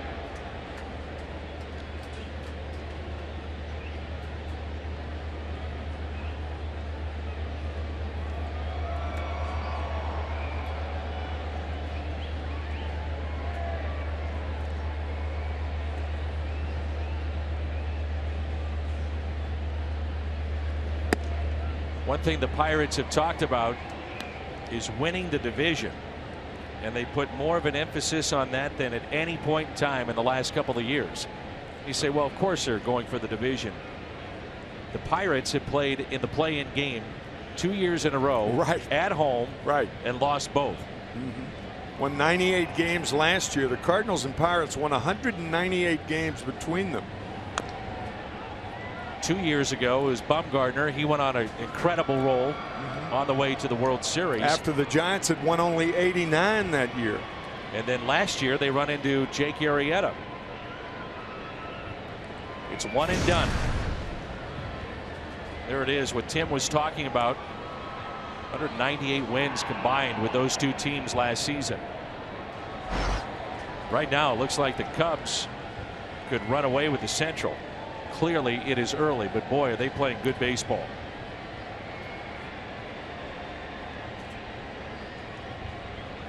Two-two pitch. As we speak, Chicago already with a 7-game lead over Pittsburgh. Cardinals are 7.5 back. We realize it's early May 6th to be exact. But it's who the Cubs are now, even with the horrible injury out for the season, Kyle Schwarber.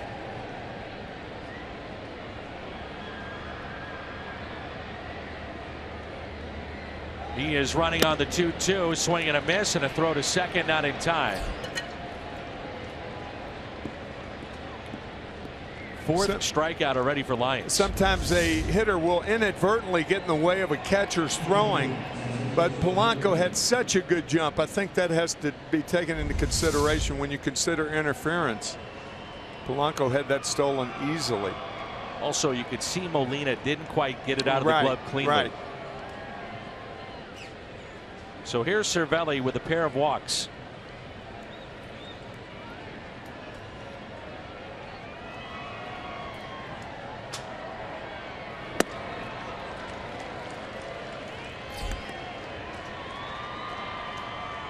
You know who is a huge piece of the Chicago Cub puzzle?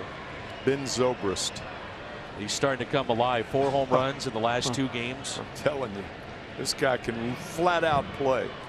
And play anywhere. And play anywhere.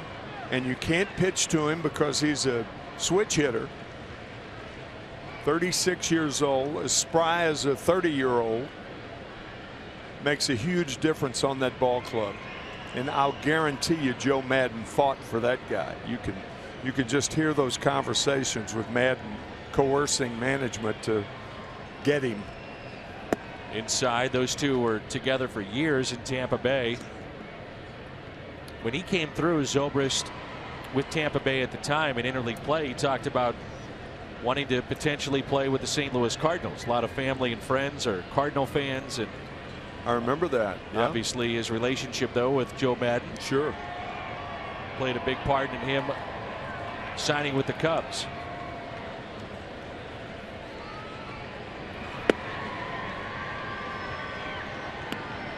Now the Royals are off to a slow start, the defending champions, and some point to the loss of a guy like Zobrist as being one of the factors. No question about it. You cling to somebody like that as long as you can keep him. Here's a 2-1 pitch. Taken just a bit high.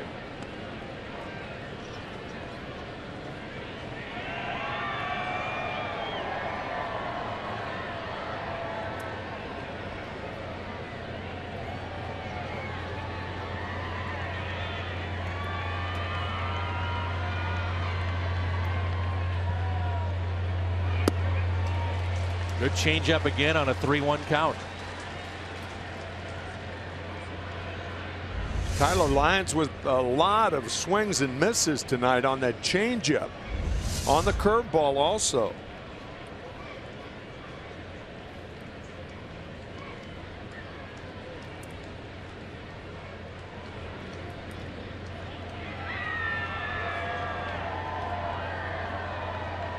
The 3-2. Hit out of play.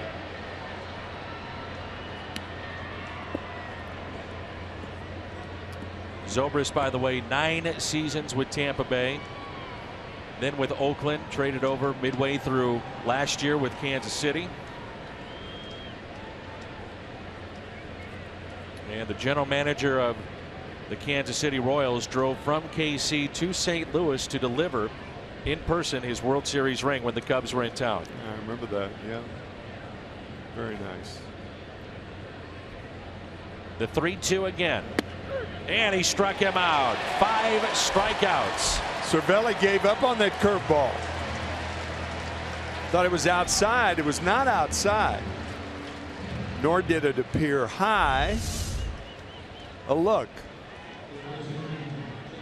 Gave up on it. A late break.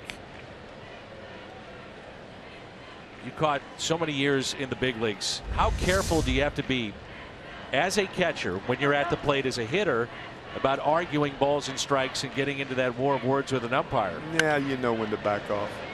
Gung, a high fly ball into right. Piscotty is back and it's gone.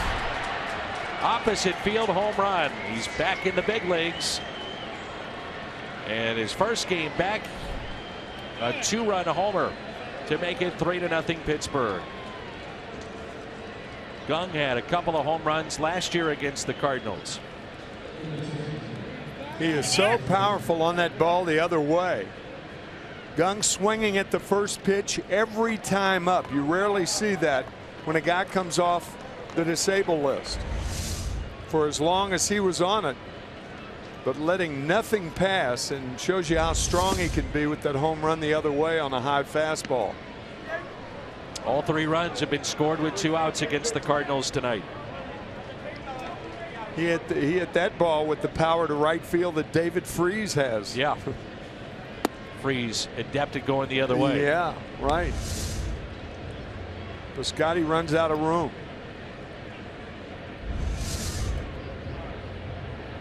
During his rehab assignment, only hit 150 in 13 games did Gung.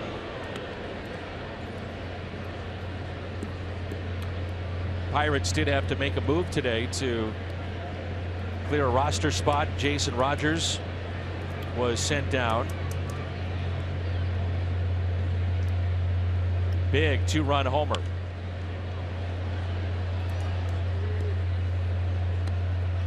One ball and 2 strikes on Josh Harrison.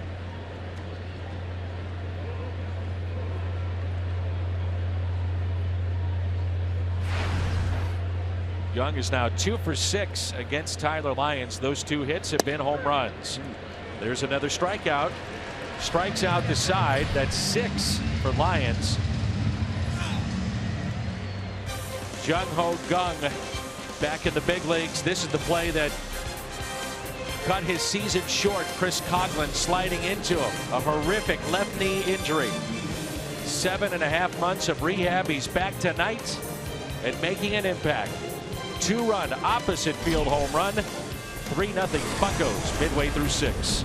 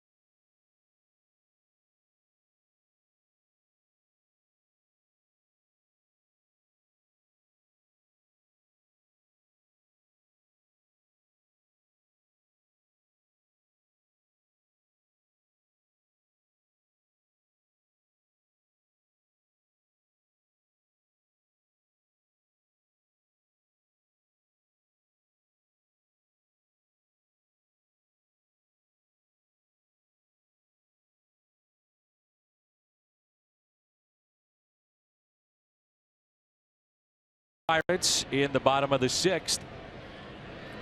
It'll be 3, 4, and 5 for the Cardinals against Liriano. Changeup swung through by Holiday. He's 0 for 2. Struck out looking in the first and fly to right. Word we get on Carlos Martinez. He left the ball game due to fatigue. Well, that's a good sign. It's not an oblique. It's unusual, but it's a good sign. Well, we mentioned how he was dealing with the flu-like symptoms last Maybe time dehydrated a little. Yeah, perhaps. 0-2 pitch in the dirt. Well, Francisco Cervelli wanted this in the dirt. Well, he got it. Good call, partner. This is in the dirt. 56-mile-an-hour changeup. 1-2 pitch upstairs to Holiday.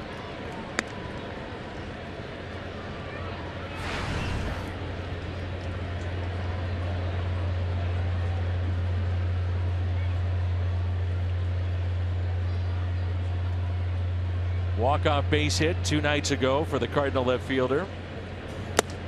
And he strikes out for the second time tonight. Liriano is up to 8. Saturday, May 21st, 30,000 fans ages 16 and older will be a big hit in their new adult Cardinals pullover. Quarter zip short sleeve pullover features a bird on the bat logo. And you can get your tickets at cardinals.com/promotions. Here's Brandon Moss. Moss 0 for 2 tonight. Only 3 hits for the Cardinals.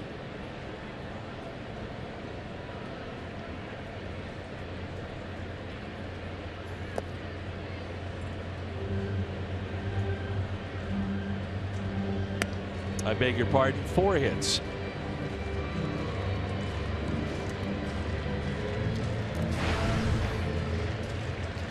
And they're not scoring, Tim. Give or take 1 hit. This guy can just chew you up, though. This Liriano, when he's right. And I've rarely seen him when he wasn't right. He had a no-hitter for the Minnesota Twins against the White Sox in early May of 2011, I believe. On the outside corner. That's now 9. I mean, those pitches, that sequence of pitches were almost unfair to Brandon Moss. Fastball inside, fastball away, and then the slider freezes Moss. And nobody likes frozen Moss. Is it a delicacy in certain parts of the world? I don't know. Don't question. Here's Molina and a strike. So 9 strikeouts tonight for Liriano. Be nice in the same batting order to have Moss and then Tundra or something like that. What's the matter with you? A lot. 5 of the 9 have been caught looking as Molina hits a fly ball into right field. Liriano is sharp tonight. An 11 pitch inning. We head to the 7th. Pirates on top 3-0.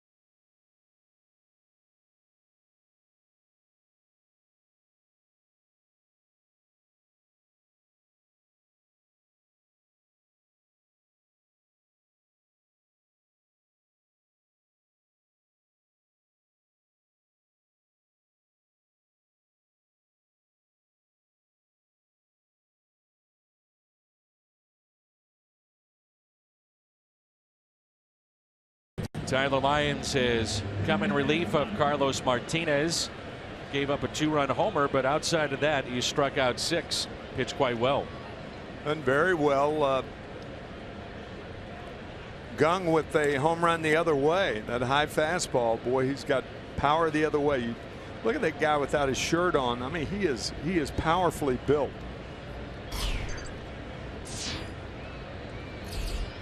Here's Jordy Mercer. First pitch hit off the end of the bat coming in. 1 pitch, 1 out to Grichuk.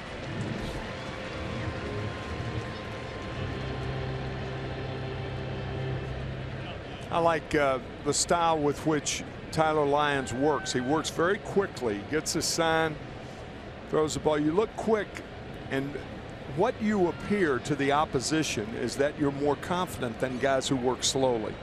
You go out there and you work slowly, and you give the opposition a chance to weigh your feeling and what's going on in your head. And if you're waiting to throw the ball, if you're not as fast, why are you waiting to throw the ball? Because you're afraid that something might happen? That's how hitters react. Not pitchers that are hitters, but lineup guys. We were talking before the game. Interesting that when pitchers get a base hit, we don't have the numbers, but we would assume it's high in terms of the percentage when they pick up a base hit, it's against a fastball. That's right. Most of the time, 60.3% of the time. So we did have the numbers. Yes, we did. 60.3%. You were hiding them from the great Danny got them. Danny Martinez. Attaboy, Danny. 60.3% on a fastball. Sliders, curveballs, 11%. But I remember Ray Ripplemeyer, pitching coach for the Phillies, used to say, by the way, Rip lives over in Valmara, Illinois. Used to be a hog farmer, and a good one too, and is retired now and watches every Cardinal game. And I know he's listening now, but Rip said, pitchers never see breaking balls. So, if you've got a breaking ball you can get over for a strike, throw it to them. Sure. And it makes all the sense in the world. Jaso on a 2-0 pitch, a base hit into right field. 1 for 4 tonight.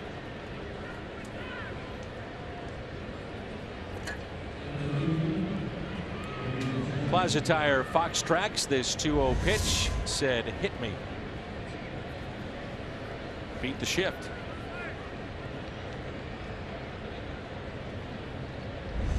You a fan of that look right there, Tim? Not particularly. Yeah, I didn't think so. Nope. So his night is through. And Sean Rodriguez many times comes in late in games for the Pirates defensively. Will be the pinch runner. This guy's a good player. Rodriguez, his dad is a coach, by the way, a manager in the minor leagues for the Cardinals. Mm-hmm. Good player and will stand for defense at first base, but a valuable man for Clint Hurdle and the Pirates.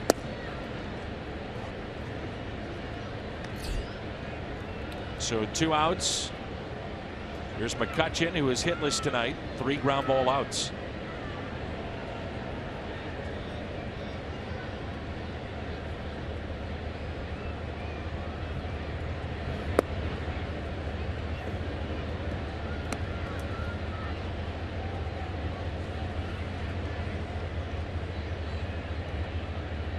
If you're Mike Matheny and the Cardinals, you start to run out of outs.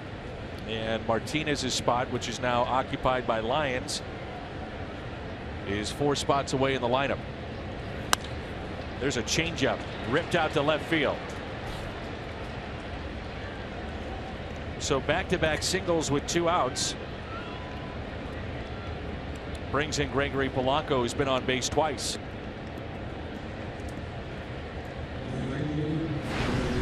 Looks like Seth Maness is warming up for the Cardinals. I think that's Maness. And this will, in all probability, one way or the other, be the last man for Tyler Lyons. Worked out of the rotation in spring training, but then you start the regular season. You're not going deep into games. Mm-hmm. You just wonder what's left in the tank right now. Yeah.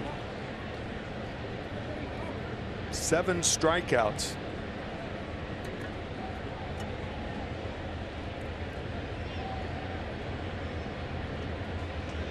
A 1 pitch to Polanco.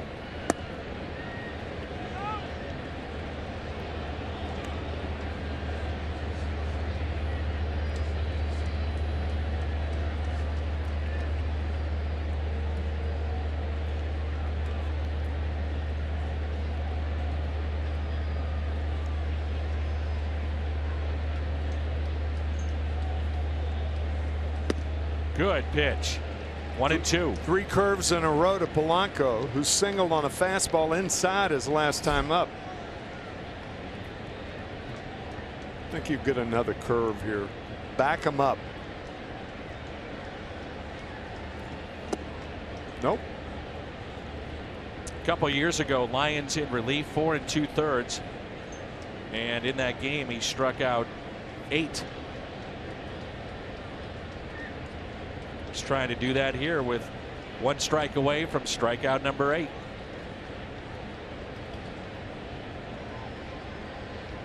The 2-2 to Gregory Polanco. Got him out in front, popped up, and there is Jerko. Cardinals with just 4 hits tonight. It's time to stretch, see if they can't get something going against Liriano.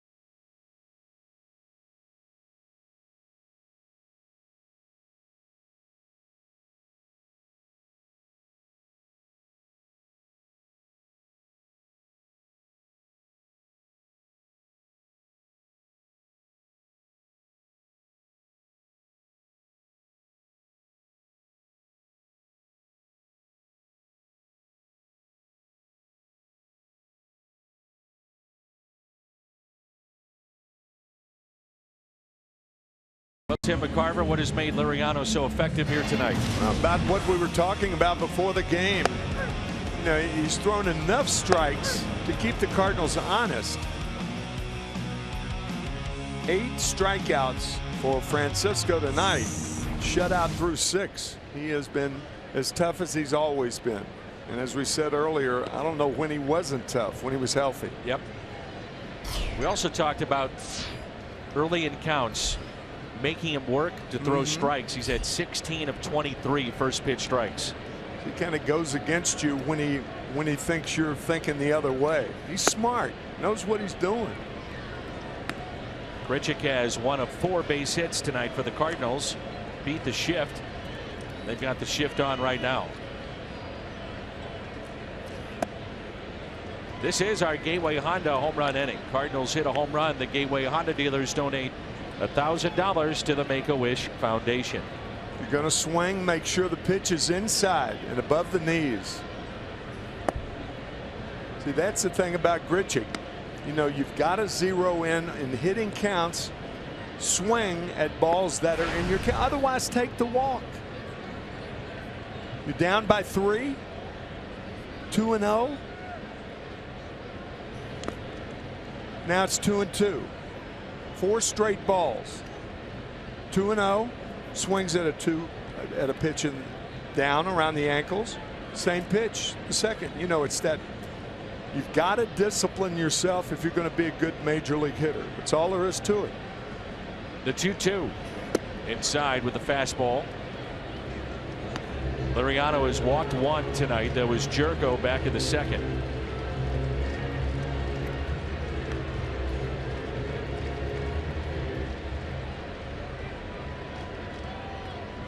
The 3-2 pitch. Good cut.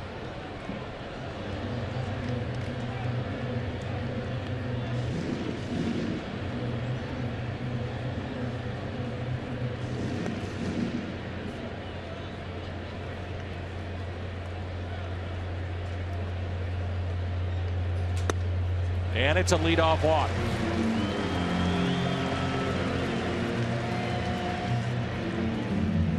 Crowd tonight of 43,093.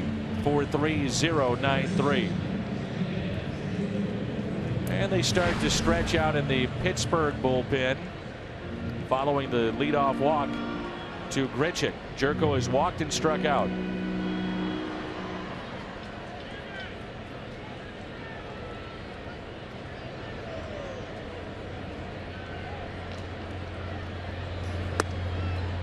Changeup.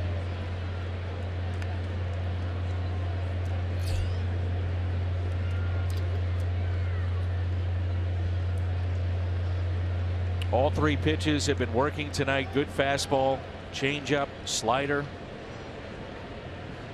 Tough. Grichuk, your runner at first base, and an 0-1 pitch. Now 0-2.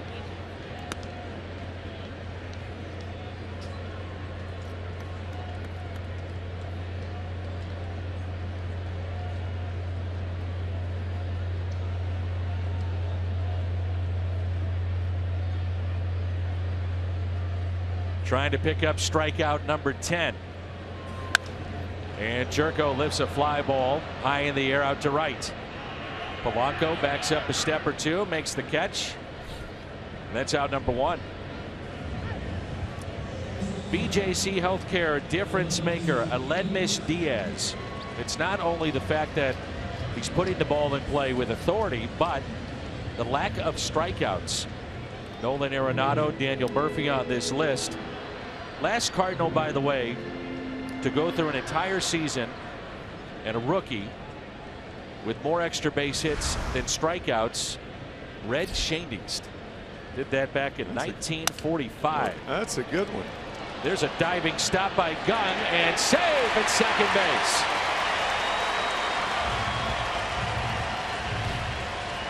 Boy, that is great hustling base running by Grichuk, realizing the only way they can get him, and he was safe, it appeared to me. I don't think this will be overturned,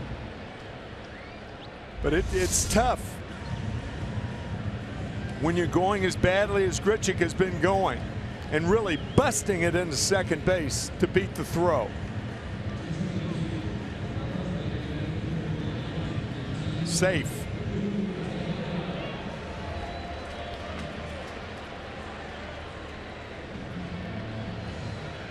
And the Cardinals will pull back Tyler Lyons. And from the right side of their bench tonight, they have Eric Fryer and Ruben Tejada.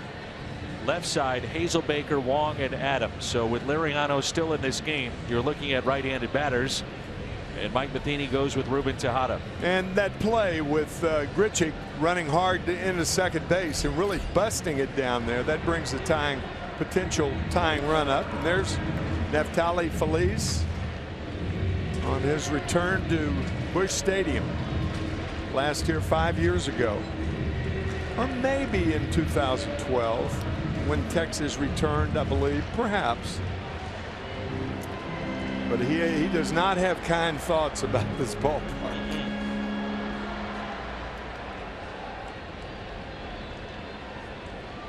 Segrist along with Manus getting loose in the pen. Was up.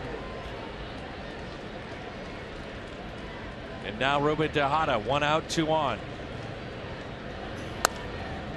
Be interesting would be the matchup of Seung-Hwan Oh against Jung-Ho Gung.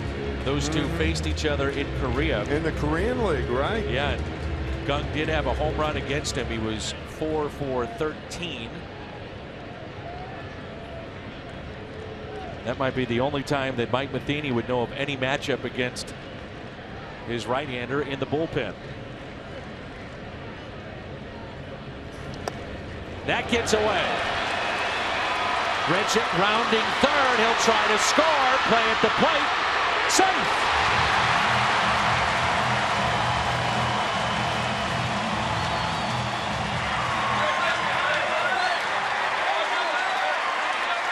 Not only does Grichuk hustle into second base, but gives the Cards a run without a hit. Plays in front of him Cervelli has to go so far, and Grichuk with his left hand touched home plate. He would have been out, it looks like, with the right hand. Little feint of hand, I agree with you. Heads up play. See, yeah. the right hand was there. Liriano dove for him, and he comes in with his left. What a great slide.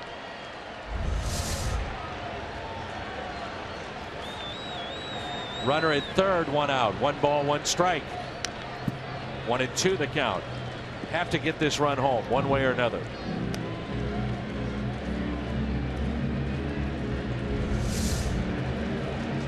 What a tremendous slide by Randal Grichuk. I agree. If he comes in with his right hand, he is out. And in a 3-0 game, that would have been very, very tough to swallow. The 1-2 pitch. Tejada, by the way, 0 for 2 as a pinch hitter thus far this year. And pinch hitting has been a huge story in this game, potentially, and certainly in this season for the Cardinals. No question. Best in baseball. 7 home runs, 13 RBIs, and 20 hits off the bench.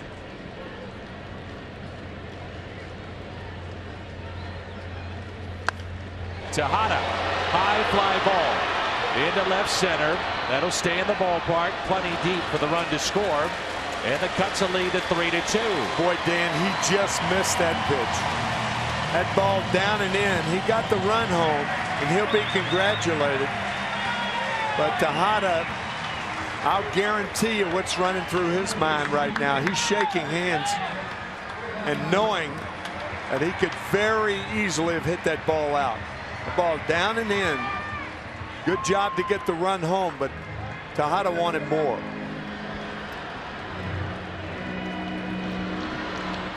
Carpenter, a base hit to right. He is struck out. Flied out to deep center. Represents the tying run.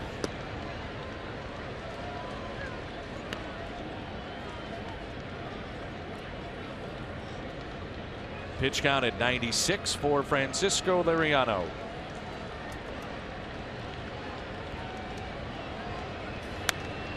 Oh, 2.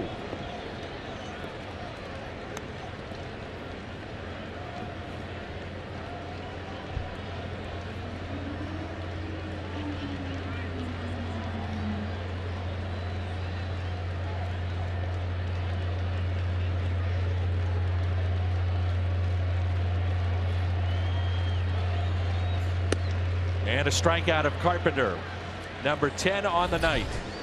The Cardinals, though, pick up a couple of runs. The hustle of Randal Grichuk. And how about this slide? Sleight of hand. Where is that right hand? Blackjack. 21.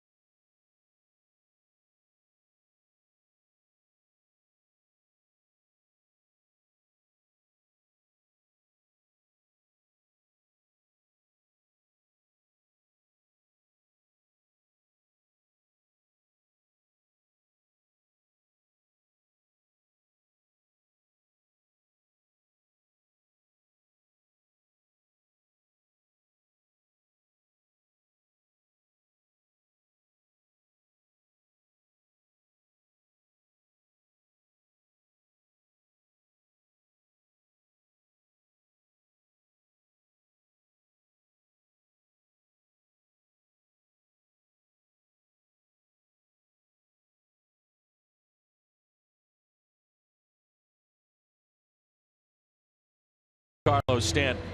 Our Chevy call to the pen takes us to left-hander Kevin Segrist. 14th appearance for the lefty. Longest home runs at this ballpark, Brandon Moss yesterday. Speaking of long home runs, 462 feet. Albert Pujols, this is back in 2011. Think you knew it?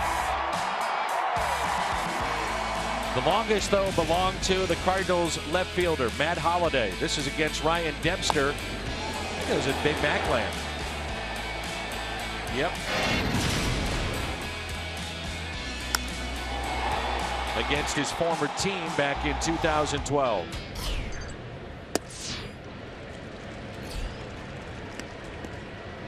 Kevin Segrist comes in the game and immediately throws Starling Marte a changeup.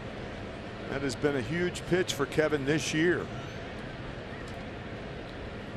Marte is 2 for 3. Couple of singles, a stolen base, run scored. Segrist turns, spins, throws.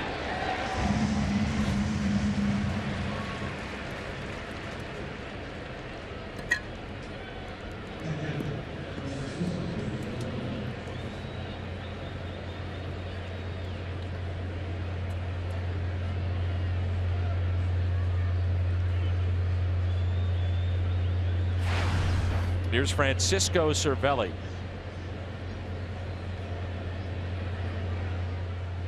Couple of walks and a strikeout.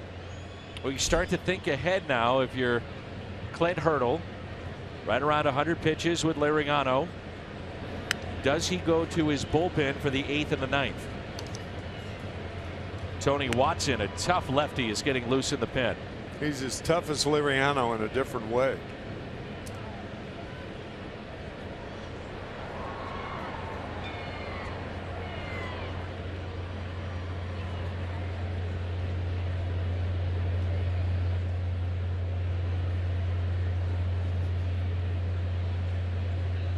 Here's an 0-1 to Cervelli. Back to Segrist. Knocks it down, plenty of time, and makes the play.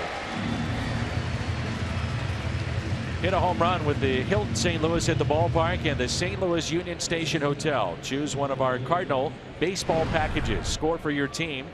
Head to HiltonSt.Louis.com or call 314-421-1776. Big hit in this game off a Gunn's bat. Opposite field, 2-run homer back in the 6th.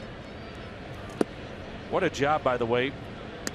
Cardinals with Tyler Lyons comes in with the bases loaded, nobody out, and a count of 1-0 after Martinez was hurt. He went 3 2/3, gave up the home run to Gung later in his appearance, but strikes out 7. That's a key thing. When you come in with the bases loaded, you think about the tension and the pressure on a guy who's facing a guy with a count 1 ball and no strikes. That's a huge advantage for the offense and for the hitter. And when a breaking ball is his big pitch, already behind in the count. Yeah, it's tough to throw that breaking ball 1-0 unless you have a lot of confidence in it, but he did have confidence and control in that pitch tonight. Good changeup, good curveball. And the reason why Martinez was taken out of the game is the report is fatigue. Here's a 2-1 pitch. 2-2. Gung last year hit .327 against the Cardinals, pair of home runs, and drove in 7. You don't get him out easily, I'll tell you that. He's proven that he still has that feistiness as a hitter. Home run his last time up. The difference in this game. The 2-2 pitch.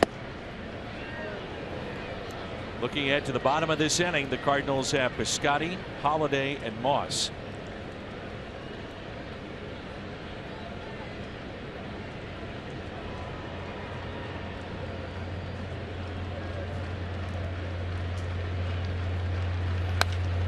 That's well hit. Down the left field line and gone just to the left of Big Mac land. Welcome back, Jung Ho Gung, a pair of home runs. That's what the Pirates are saying. That ball down and in. He hit the last one hard. That was his last at bat, but he hit this one. You talk about crushing a ball.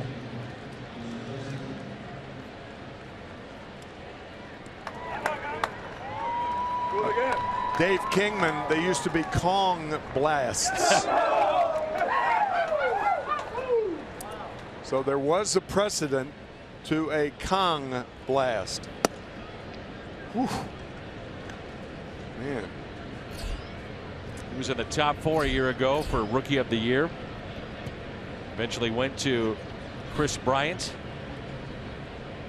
Here's Harrison. How about the stunned silence of the 43,000 on hand here when he hit the ball? Just, oh my gosh. Did you see that?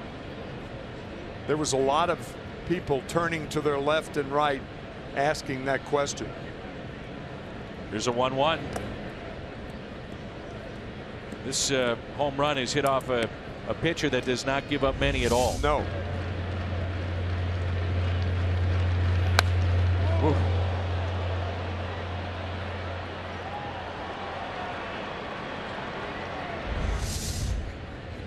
Just the second he's allowed this year.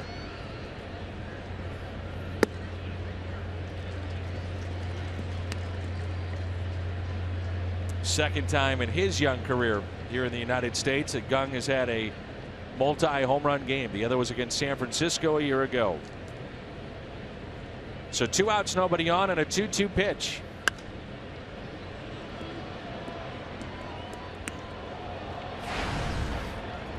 It's a team that came in, the Pirates, best in the National League, team average at 282. The Cardinals, by the way, the team that has hit more home runs than the Pittsburgh Pirates and third most in the National League. Barehanded by Carpenter. Nice play as Moss sells it.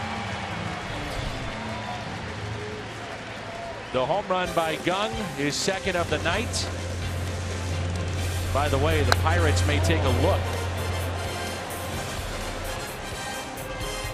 as to whether or not Moss was still on the bag. They say he was. Gung the home run. It's 4-2 Pirates.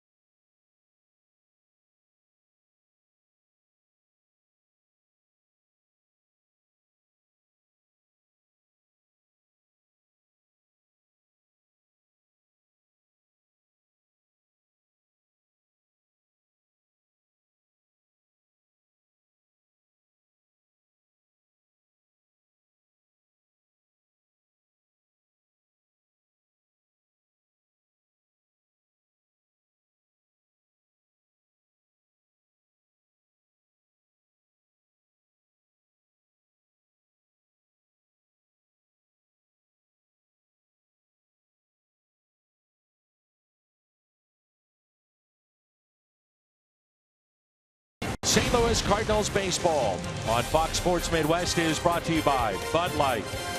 Raise 1-2 right now by your local Volkswagen dealer. And taste the all-new Double Jack Burger today, only at Jack in the Box.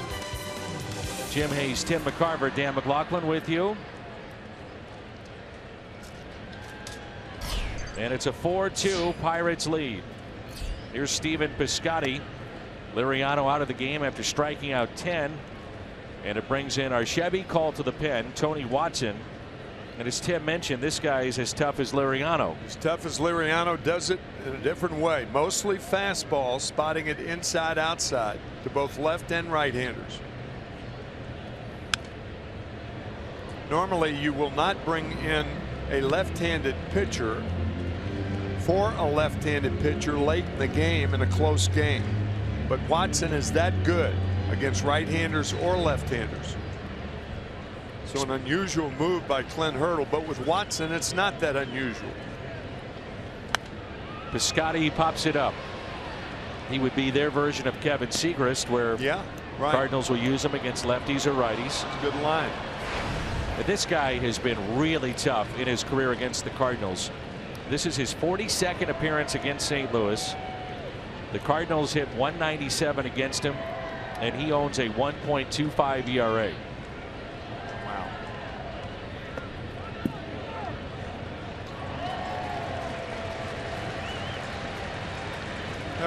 Piscotty thinks he was hit. He went to first base immediately.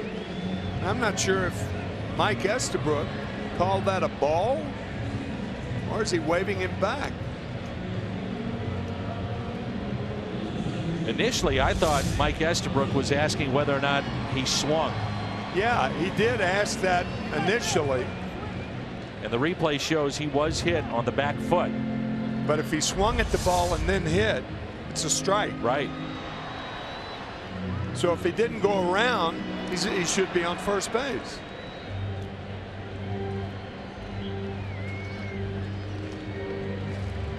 And once again, to clarify it, if you swing and you're hit, that's a strike. Right. So he didn't go around. He was hit on the right foot.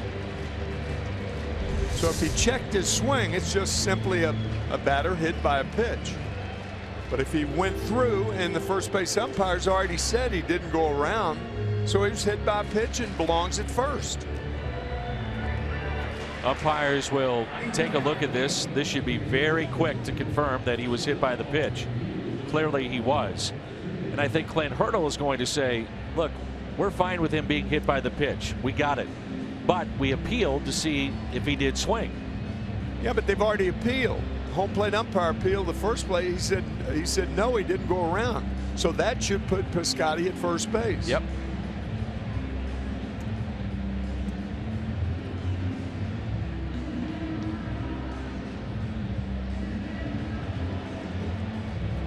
They had the shot we had. The right toes were hit. It's clear by Watson. Very clear. So that then will bring the tying run to the plate in Matt Holliday. See, what I fully don't understand, Tim, is this right here. Once the umpire puts on that headset, and what we are told when this first was introduced to baseball was that if you had any kind of questionable call, those that are the umpires in New York are already playing back replays. They've already seen but 3, they should 4, have 5. gone. But I know what you're saying. What should happen is they should go to the immediate replay that we saw, not this one. Not this one, even though that shows it too. So, but the one from the side, from the Cardinal dugout right here, clearly shows, watch the right toes. Well, my point is, it doesn't matter which replay you're looking at. It's clear. He's hit by the pitch. Right. So why is this taking this long? You got me, Bam. You know, you put on the headset. Hey, guys, we see it. They should be ready to go. Exactly. Let's go. He's hit by the pitch. It's clear. Let's move forward. Where's the delay? Why should it happen? I think replay has been good for the game. Not at this pace. That's the problem. At this pace. You get the call right, but the pace at which they're calling this is not right. I mean, this is taking way too long. You know what the call's going to be. There it is. Hit by the pitch, as you mentioned. They had already peeled. He said he did go around. Let's go.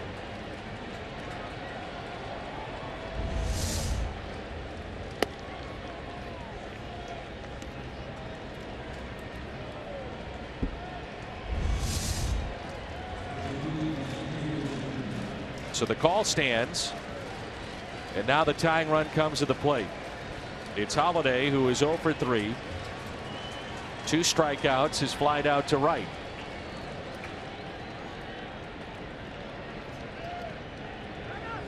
Now time is called. And part of that pace that you're talking about is that the pitcher is left standing out there. Now he can throw to stay loose, but there's a rhythm to the game. No question.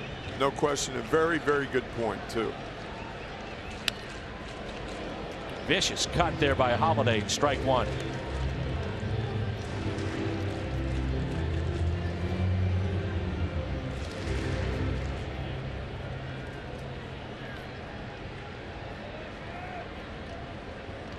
Outfield is deep, and they're straight away for Matt Holliday.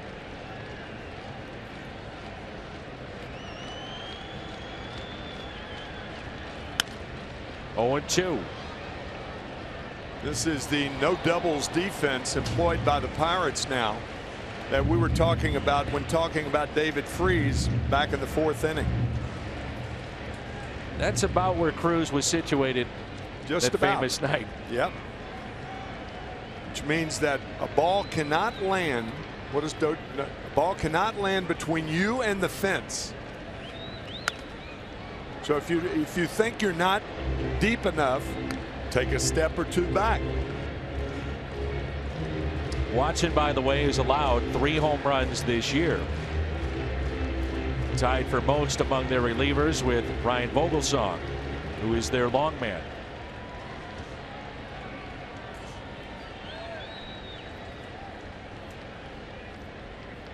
0-2 pitch.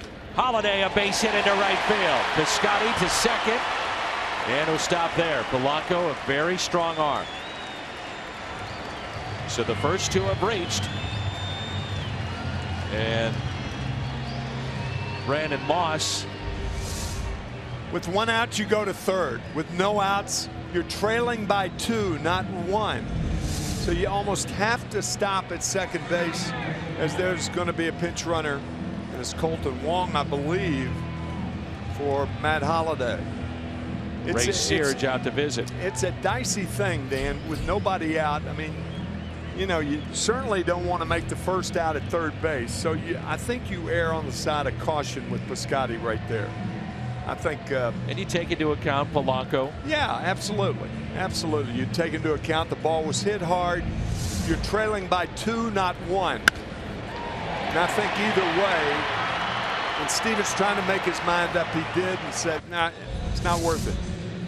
Yeah, more times than not, we've talked about it a lot. You love to see the aggressiveness. That's first right. to third. That's right. But we mentioned that Watson has given up 3 home runs this year. Gave up 3 all of last season, the entire year. So here's Brandon Moss, runners at 1st and 2nd.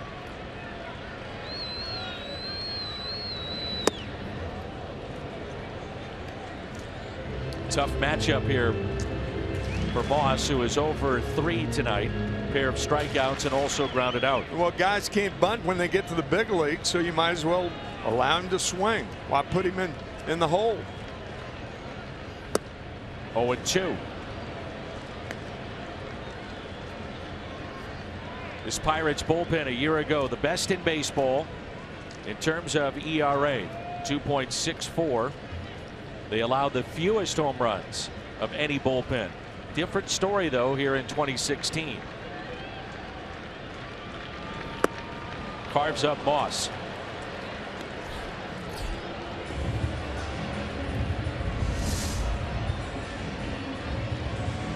A 1-2-3 to Brandon Moss. Down on strikes for the 3rd time tonight.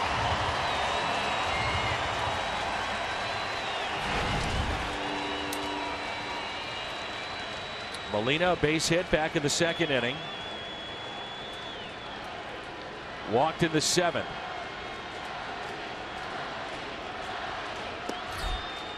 We've talked to him a lot about the strength of the hands of a catcher, and those hands are just beat up. And Mike Matheny mentioned the other day they feel that Molina is about as strong as he's been in a couple of years with those hands, with the surgeries, and his body overall.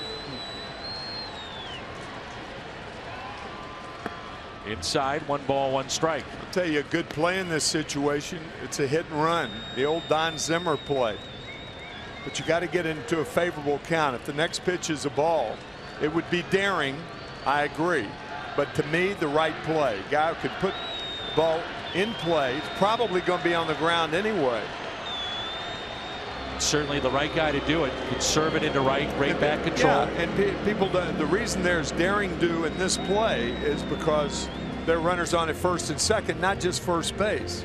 And you're trailing by 2. But the Cardinals are in a situation where they're going to have to take challenges this year, and more risks on the bases, more risks with the hit and run, in my opinion. Here's a 1-1. Would have been ball 2, and then maybe we see that scenario unfold. It would have been a great play. A great situation for that play. 1-2 the count with 2 on and 1 out. And the other factor of that too, you start the runners and then potentially you're out of a double play. And you move infielders around. Molina hits it to third and can't beat it out. That could be a big play. That's an inning-ending double play right there. Yeah, you're right, with Molina running, and a long throw from Kang. Picks it up, barehands it, strong arm to get Molina. But you're right, with Molina running, it is a double play ball.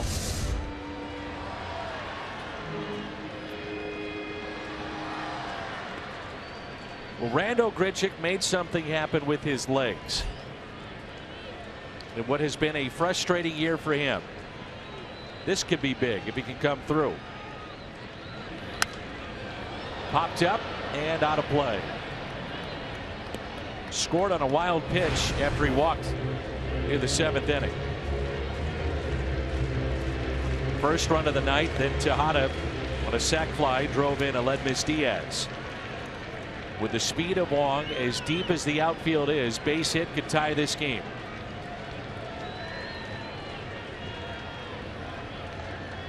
The 0-1 pitch. Now 0-2.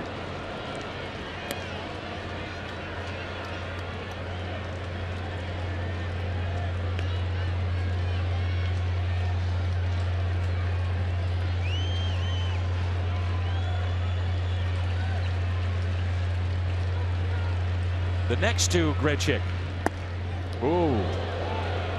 Nice play by Cervelli. This bullpen was terrific in that opening series against the Cardinals. 12 innings, only 7 hits, and they gave up a run. That was it, those 3 games. That was a good swing. Or if you could bottle that swing and you're Rando Grichuk. That's a type of strike you want to swing at.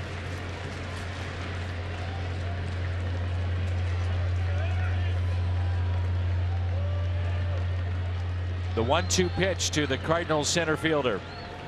Grichuk hits it on the ground to short. Mercer up with it and gets him. The Cardinals strand 2. They have left 7 on. We head to the 9th. Pirates on top.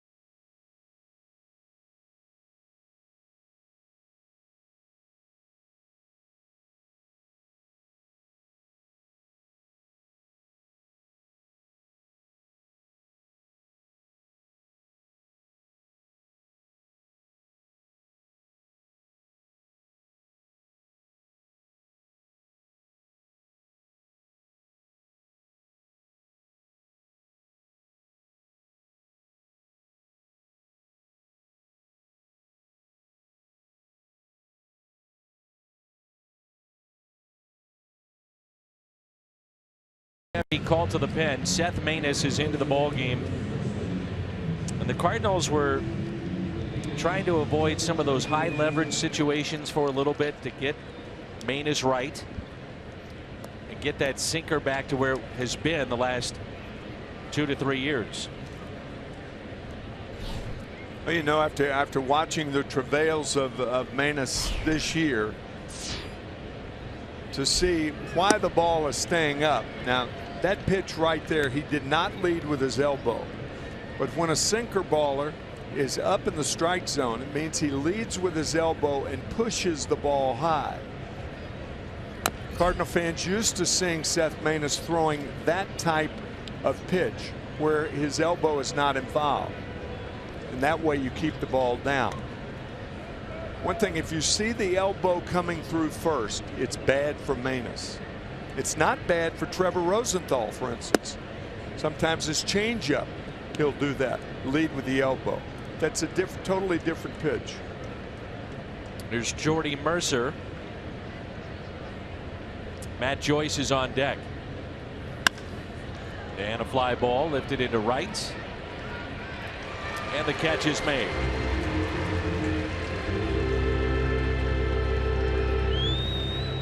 Matt Carpenter is at first base.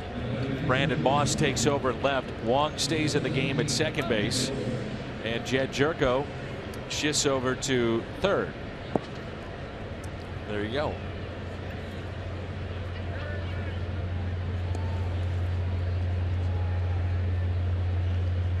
Joyce has gone 4 for 5 with 3 walks in his last 8 pinch hitting appearances. 5 for 14, 3 home runs in that spot this year.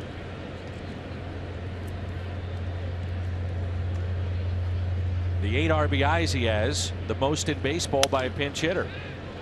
Sends a fly ball into left. There's Moss. And quickly there's 2 outs.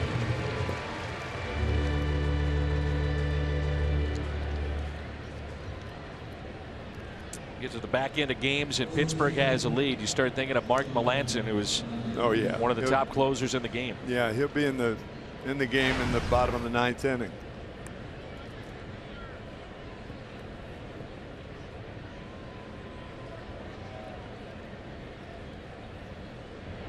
Cardinals will have Jerko, Diaz, then Maness' spot. Good breaking ball from Maness.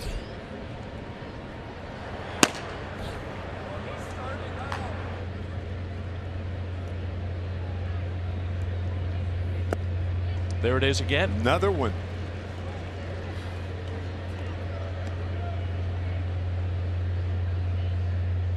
Two wrinkles from a guy who rarely throws that pitch. 2 good breaking balls from Seth Maness. So 2 outs, nobody on, and the 0-2 is held on to by Molina, and Rodriguez strikes out. We head to the bottom of the 9th. Late inning heroics again. We're about to find out. Melancon coming on when we come back.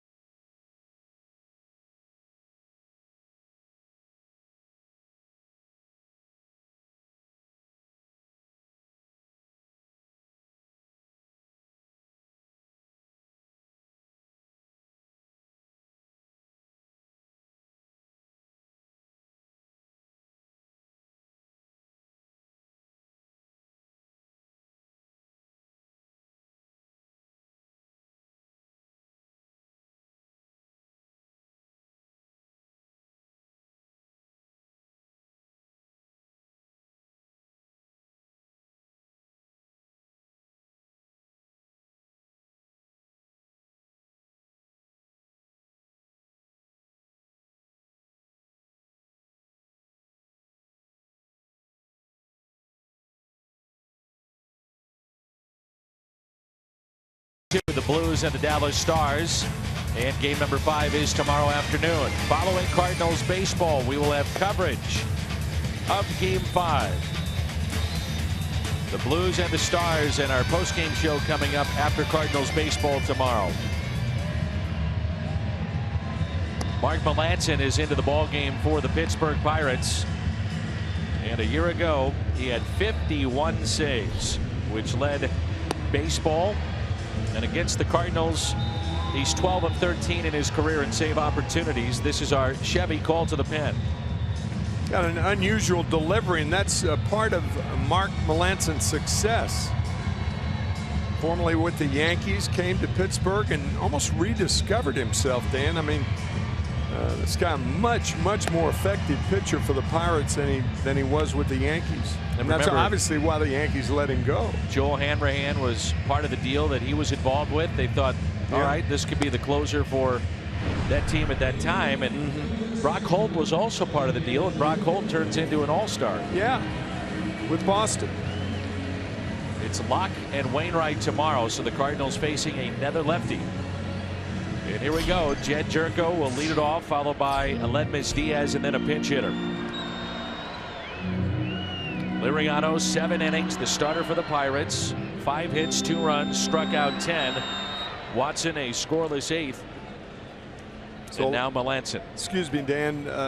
So another game against the Pirates where the Cardinals strike out double figures. 11 strikeouts on the night after striking out 37 times in 3 games against Pittsburgh to open the season. It's amazing. 48 in 4 games. Yeah. Jerko on the first pitch lines it foul. Well, you go back to last inning, and what's frustrating from the Cardinals' perspective, you get first and second, nobody out, and you do not score. Could not advance the runners, strike out a Moss. Yeah, key strikeout in that situation. I mean, even a first and third situation perhaps would have favored plating a run. But 3 straight strikes to Brandon Moss. Good morning, good afternoon, and good night. He was down on 3 pitches. 0-2 the count on Jerko. He's walked, struck out, flied out.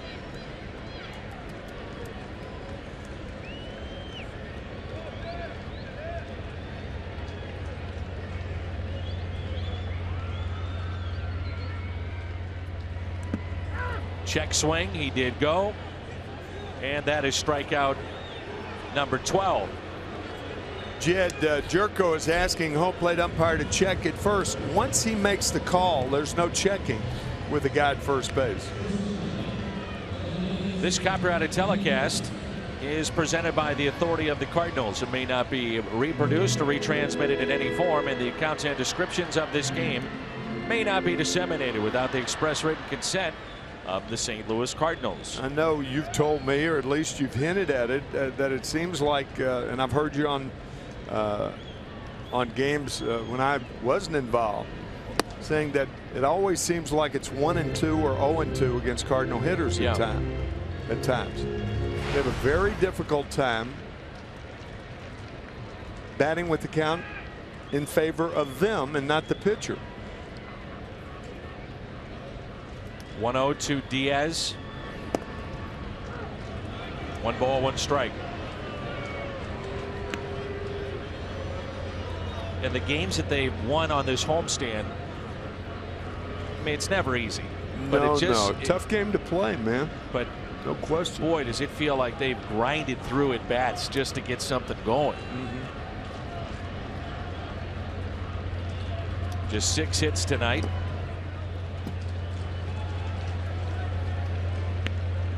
Certainly a bright spot of this season has been the play of Aledmys Diaz. He's been fun to watch. 2 hits tonight.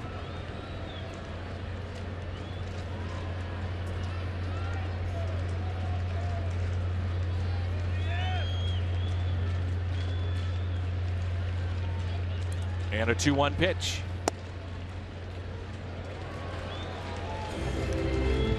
One thing Melancon has done, he incorporated the cutter when he came to the Pirates under the tutelage of Ray Searage, their pitching coach, and a good one. He loves that pitch. Yes, he does.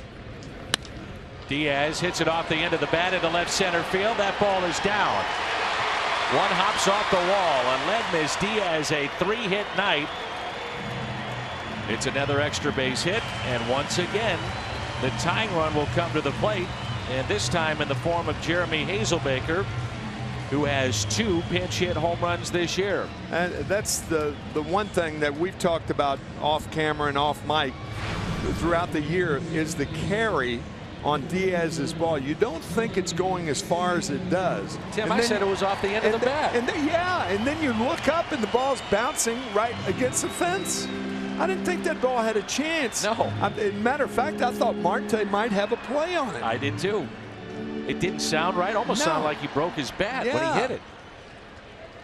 But boy, he hits the ball hard. And his out tonight was with Gung on the line. He hit a rocket to him. Right. So here is Hazelbaker representing the tying run for St. Louis. Little chopper. Melanson thought about going to third and out at first.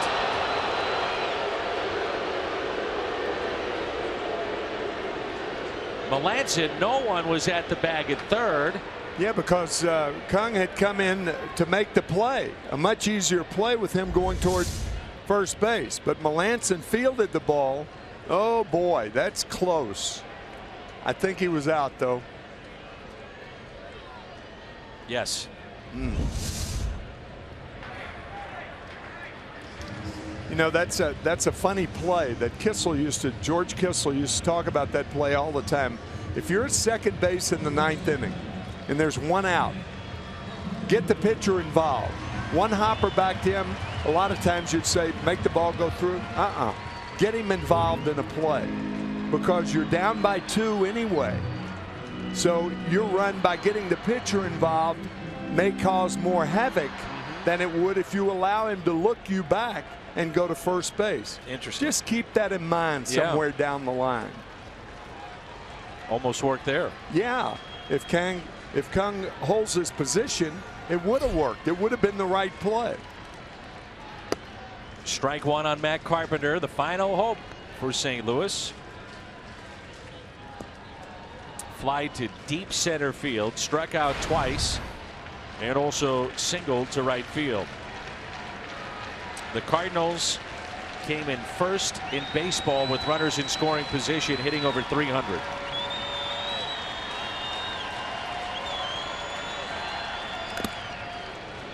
No balls, 2 strikes.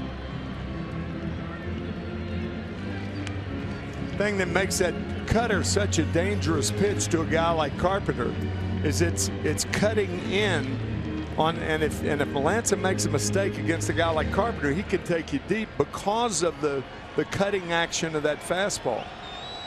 It's a pitch better thrown when it's inside from a right-hander to a left-hander, but it's also a pitch that is easier to make mistakes in there. They want to go in the 0-2 pitch, and Carpenter hits a fly ball into right. Got in just enough. Almost. So Melanson gets the save, Liriano the win, and the Pirates pick up a 4-2 win here in game number 1. Tell you what, Tim, you look at the story of this game, and it's the pitching of Francisco Liriano in many ways. Yeah, he